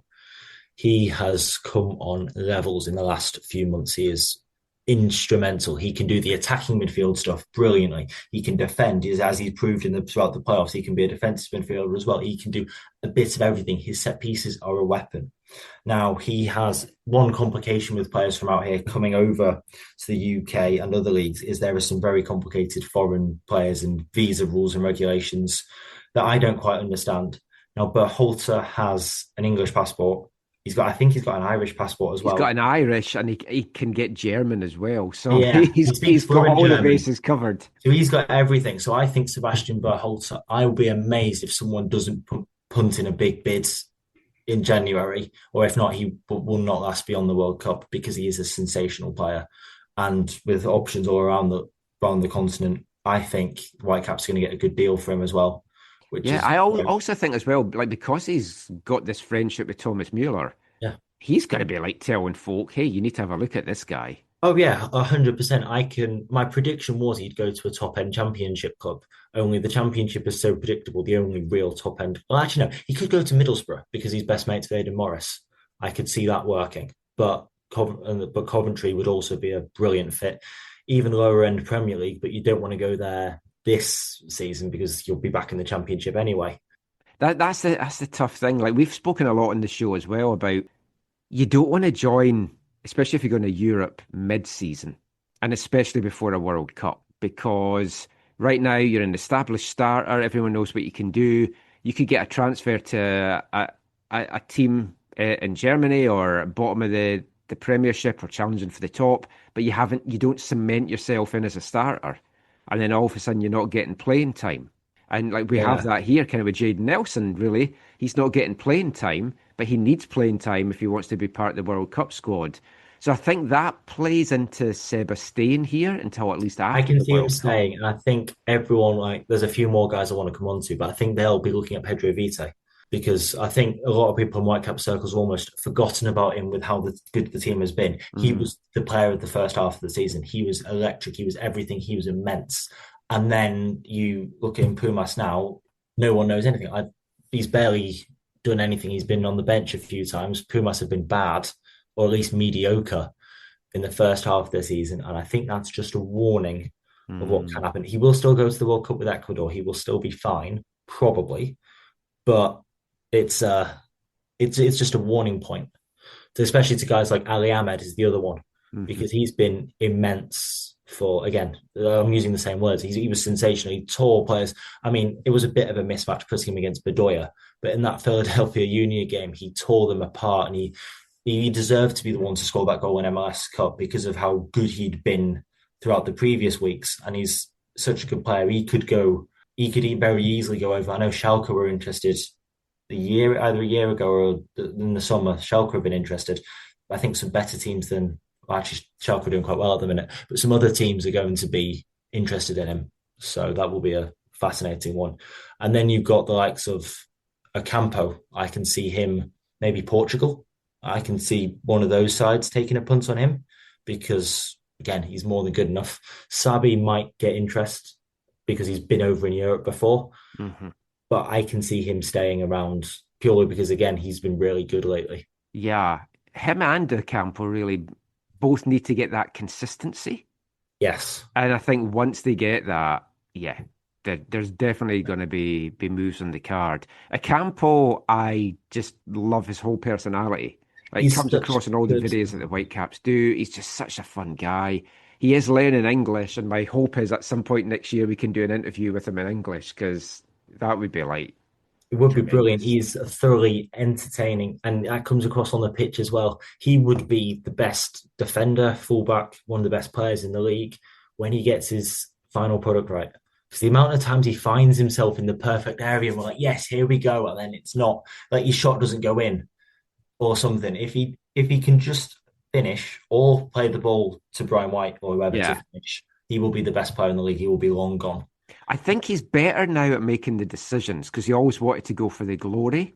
But now he is looking up and playing a pass, whereas before he would go for a shot that maybe was never going to be on, and then everything fell down. So, I mean, yeah, that's definitely an interesting one as well. I hadn't thought of Ocampo really as one of the guys moving on. And Portugal just seems such a random choice, but I can It's just in my head, I'm thinking one of these Portuguese teams takes a punt on a young Ocampo, and then in a couple of months, he does something brilliant against someone, and someone's like, and people are like, "Oh my gosh, we've got to bring him in. We've got to bring this guy, and he's really good." He's got the level for it, I think. Well, a lot of the team do. Obviously, there's the older guys who are going to move on either within the league or South America.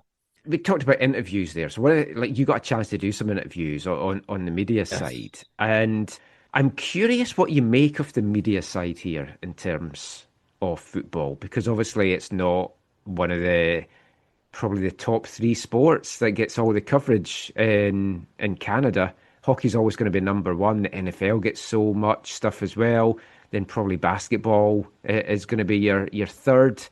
Then soccer, CFL, all the other sports are kind of battling it out for whatever coverage they can get. I mean, you got the chance to do some interviews this year with Whitecaps players, and you've been around all the media training and in the press box. But what have you made in general of media here and how the Whitecaps get covered here? I mean, the media. I mean, first of all, the media guys at the Whitecaps have been absolutely brilliant with me. My journalism is not work; it's just a hobby, and they've still let me do everything I have. It's been brilliant. In terms of the other coverage, it's fascinating because, like, I don't follow ice hockey. I do not know the rules whatsoever. Even I could tell you about Evander Kane's form this season. Yes.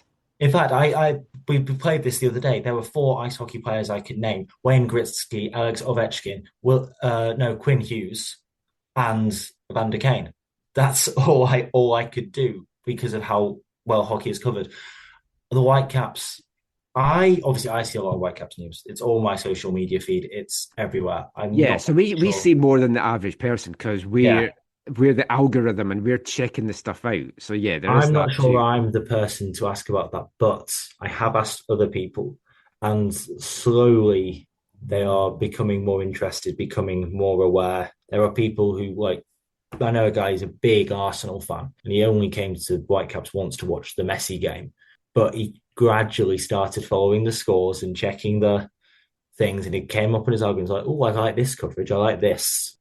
And I think he's the best control variable, because it is slowly, I think this season has slowly turned a tide. I mean, have you noticed a buzz with your fellow students at UBC? Because obviously a lot of them won't be your traditional soccer fans. I mean, with me, but it's kind of, if I introduce myself, hi, my name's Kian, nice to meet you. By the way, I support Vancouver Whitecaps, which I'm saving a lot of time, but that is how my conversations do sometimes go. Then you are going to have people every once in a while check the score so they have something to talk to me about. It's a bit like I was following the Toronto Blue Jays during the World Series, so I could talk to some people. I've got no idea about baseball. I don't know the first thing. It's cricket, but not. Yeah, so it might be a bit of that, but I don't know. The Whitecaps are on all the buses that come, load of the buses that come through UBC. There is definitely an element of, there is a vibe, but at the same time, most people don't even know the training centres on campus. Yeah. So, I mean, what about your friends back home? I mean, obviously you'll be waxing lyrical to them about the Whitecaps and stuff, but like, have you got any of them to take an interest in the league and watch the Caps?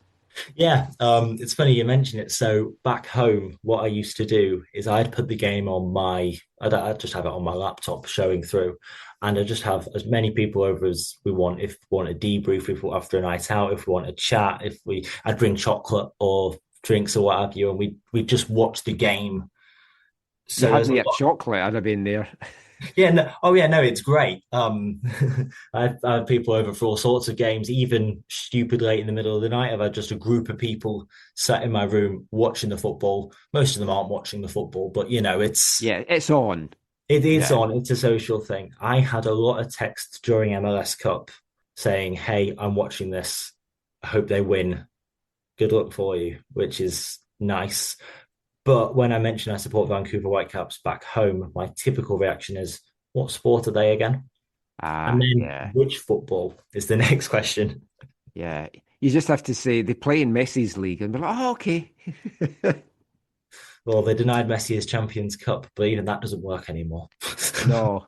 I know, damn it. We let him get a trophy. I'm going to be slightly upset because Inter Miami shirts, they are everywhere in England. Because when I was last back in Scotland, so we're probably talking about 18 months now, I went into Primark in Dunfermline and Fife, and there was all this Inter Miami gear. Yeah. And I was like, what everywhere. The hell? For some context, I pretty much can't get Vancouver Whitecaps shirts to save my life. So Thomas Muller coming over here was brilliant for the club. I'm not going to criticize it, but it meant I haven't been able to get a shirt.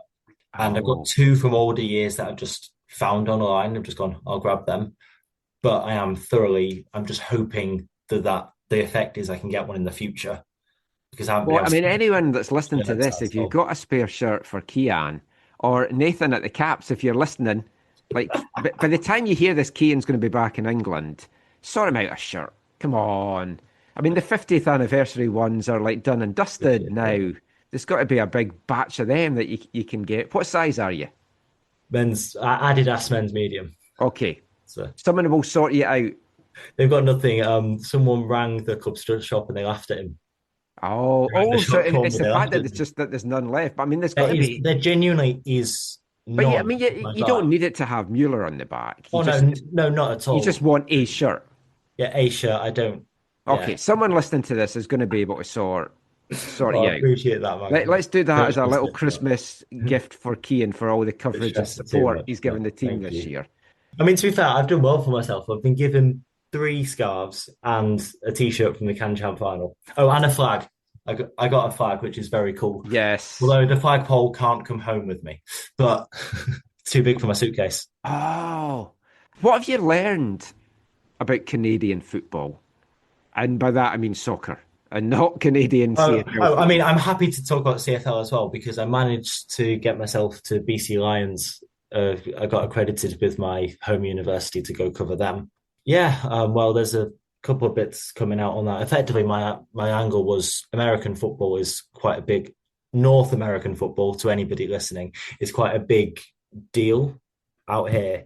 But I thought Canada offered an interesting potential alternative where it's not the number one priority, but they still get 20-something thousand people there. And it was a good atmosphere, to be fair. And then I was also at the UBC homecoming game as well, which was good vibes, although I think most people were there for the after party rather than the match itself. Yes. I mean, the UBC for those homecoming games just gets an incredible crowd. But I mean, you were covering the men's team as well, and they had a great season, undefeated. And yeah, you've been spoiled this year with who you've got to I have cover. completely.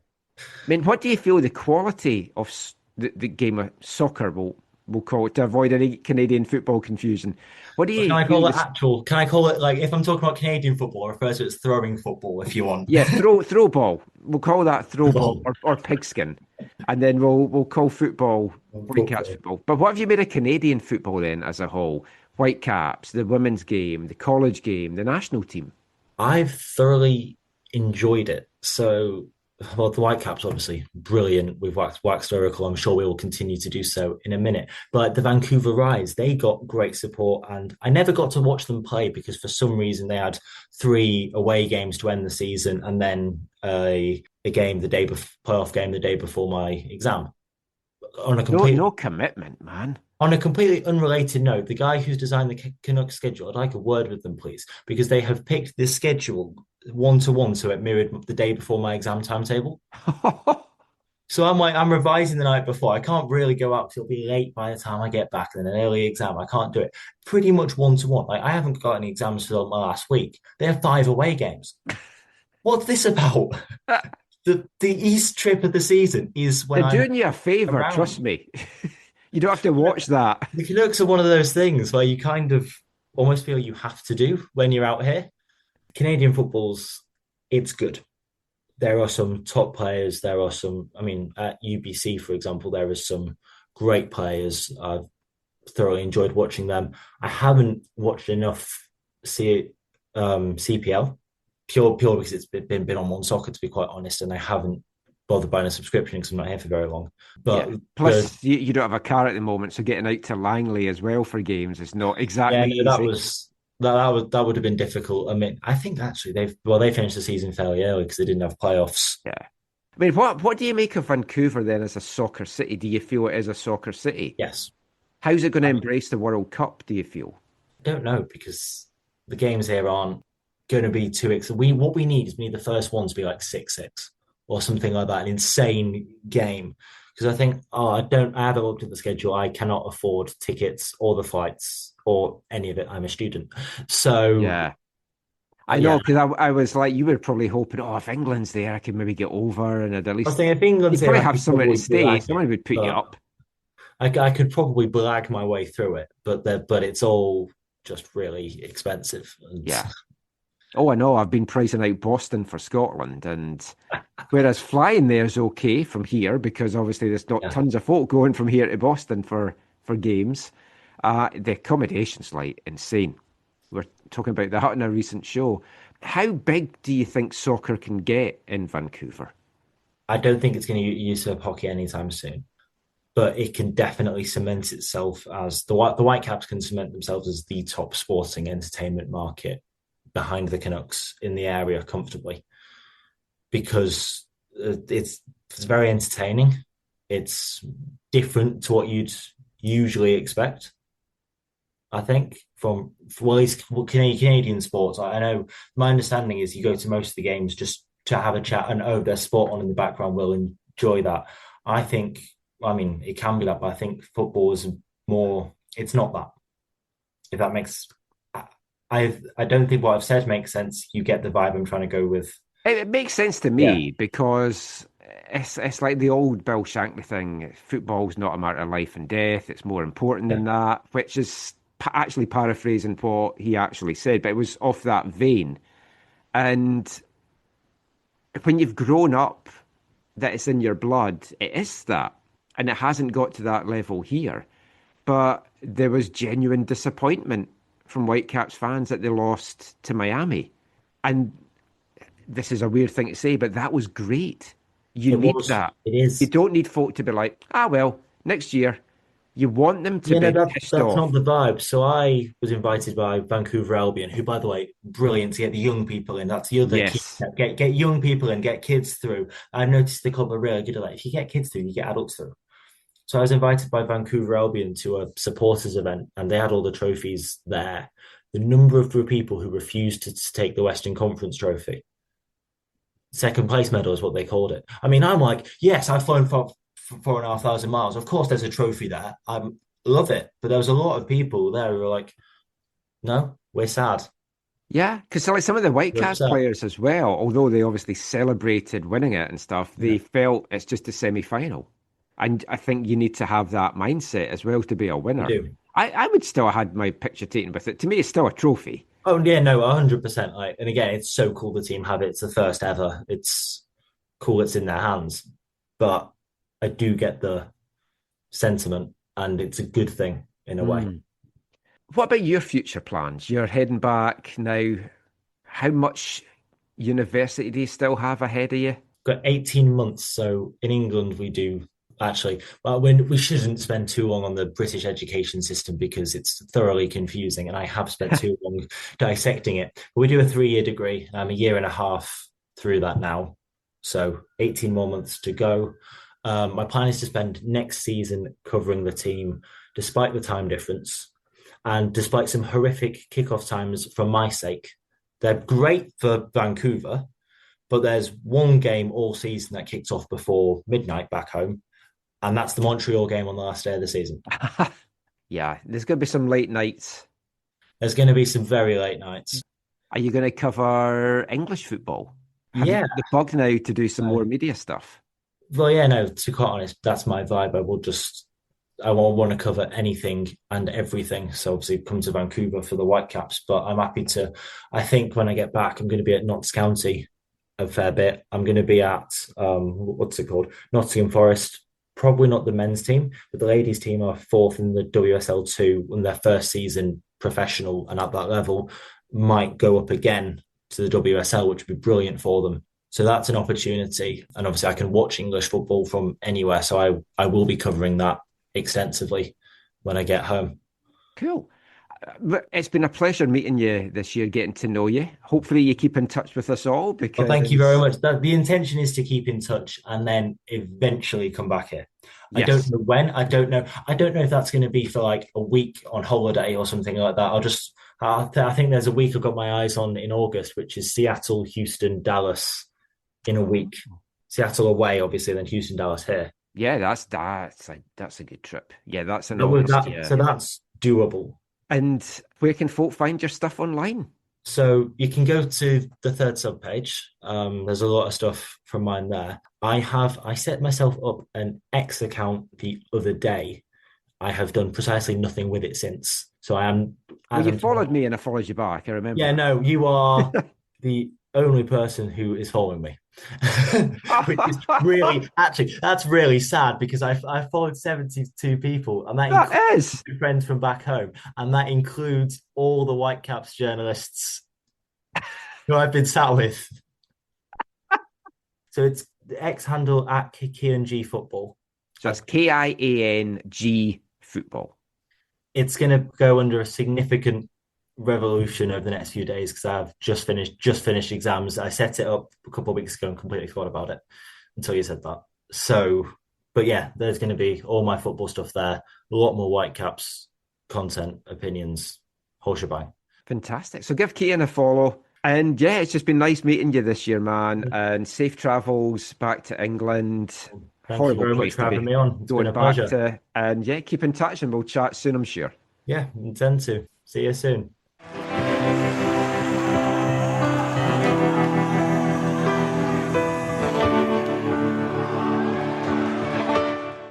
Thanks to Kian Gadsby there, back in England now, the poor sod.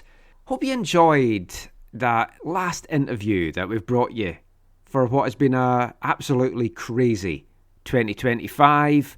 Just thought it'd be a nice way to end it with just some views on it all from an outsider that's come in and had the chance to experience what has just been a tremendous year of football. Can 2026 get any better? Well, let's hope so. Let's hope there's some more celebrations all round, some more championships won, and many, many more happy memories made. Well, that is pretty much it for the football chat, pretty much it for our final show of 2025, but we can't finish without bringing you this episode's Wavelength, this section of the show where we play a song all about football or with a base around football. Next year, we're going to have some special wavelengths for you, but we'll talk about that in the next episode. So we're going with a song that's just over a year old this week. It was released on December the 4th, 2024 by a Sheffield band with a brilliant name, the Everly Pregnant Brothers, as opposed to the Everly Brothers, famous band from the 50s. And you can find this single on their May 2025 album, Never Mind the Ukes, Here's the Brothers. It's a song about wonderful old toys from the 70s, to the tune of Oasis's She's Electric. And I mean, we spoke about gifts at the start of this episode, Zach, and Christmas gifts in the 70s. You got things like Skate Electrics, Weebles, Escape from Colditz, Action Man, or G.I. Joe as it was here, an Atari, and of course, football-wise, Subbuteo, which is always a gift that I associate with Christmas from when I was a kid. I got something Subbuteo every year for year after year after year as a kid. So this is the Everly Pregnant Brothers, Skate Electrics.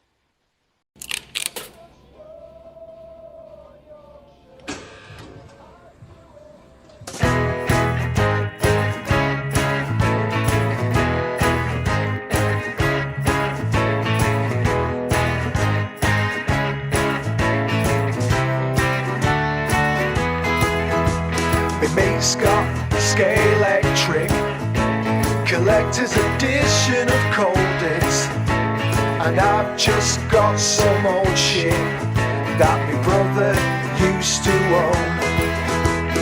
He's got Evil Knievel, the Action Man with eyes like an eagle, and I've just got this Weeble that wobbles, doesn't fall down. And he won't let me play with any of his toys now. Says his mom's told him so. And he won't let me play with his Subbuteo set, 'cause he says that I broke his favourite football team when I pushed his striker with my knee, and now he has run off for his tea, and his mama's angry, and my mama's angry too.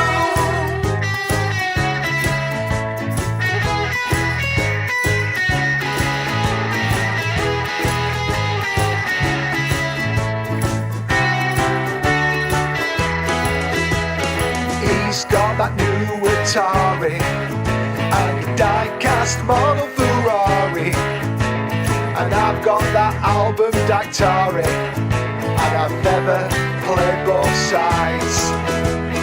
I came a cropper by doing a jump on his chopper, and his mum has called the coppers. She does it all the time, and he won't let me play with any of his toys now. Says his mom's told him so. And he won't let me play with his Subbuteo set, 'cause he says that I broke his favourite football team when I bust his striker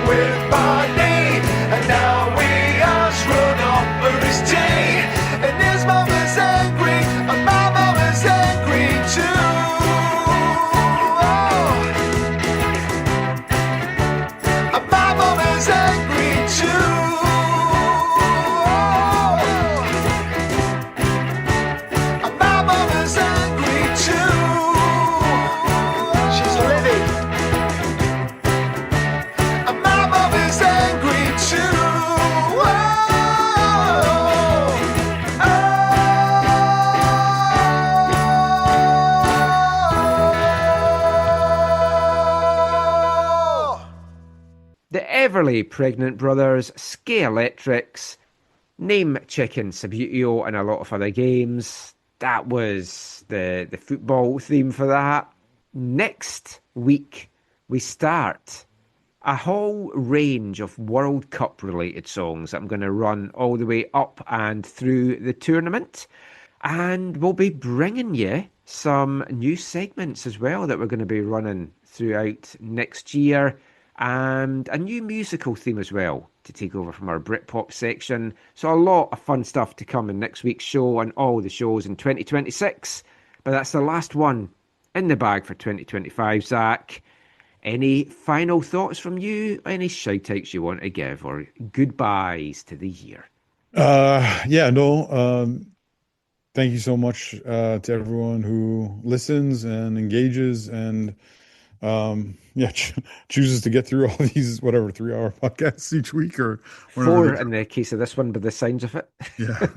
Thank you to everyone for all that, and the engagement, the questions, the text, the whatever, they're greatly appreciated. So thank you to all those and who choose to do that. I will say, I'm thankful for that, because it is often a reminder for me of how meaningful and how enjoyable the football community is in this part of the world. It feels like, I don't know, if I look back on the year, probably every month I get like a text from someone who I haven't connected with in a while, and they're like, I was listening to the show, and I'm like, oh, or I'll run into people, or I'll be talking to people, and they're like, I've never told you, but I listened to the show. Or I had folks just sending us Merry Christmas messages, just saying, "Oh, we love the podcast so much," and it's like, "Oh, it's wonderful to hear." Yeah, or I'm at some community event like the P&E or something, and someone comes up and says, "I listened to," I don't know who they are at first, and they just say, "I listened to the show," and I'm like, "Oh, thank you so much, thank you for listening." But no, we appreciate everyone who listens and shares it with others and all that kind of stuff. And I also, Michael, I'm super thankful for you. For letting me be a part of this and engage in these ways. It's just been really meaningful over these years. And going into 2026, which is a massive year for our country and the game, I'm hoping to do even more and more and more. So hopefully we'll talk about some of that in the near future. Yeah, we're going to be going into our 13th year of the podcast when March comes around, which is incredible, really. I just want to echo everything that Zach said there. Thanks to everyone that's listened, everyone that's interactive, our extra subscribers, our extra donators, everyone that helps cover all the costs and the stuff that we do, because there's been a lot of travelling and costs and everything this year. I want to thank all the guests that we've had on as well, all the guys and girls at MLS 360 that's been on this show, the other interviews we've had. Whitecaps have been tremendous this year with us. Well-deserved winners of the communications team of the year in the MLS, because they've been brilliant, and look forward to working with them in another year to come as well. We don't take a break. We will be back with our first show of 2026 very, very soon, and we've already got a lot of stuff in the bag for that one. It's going to be a good one. Until then, as always, thanks for listening, everybody. Take care. Have a wonderful, happy, healthy and safe New Year's Eve and New Year's Day. We'll talk again soon. And until that time, always remember, Mon the Caps.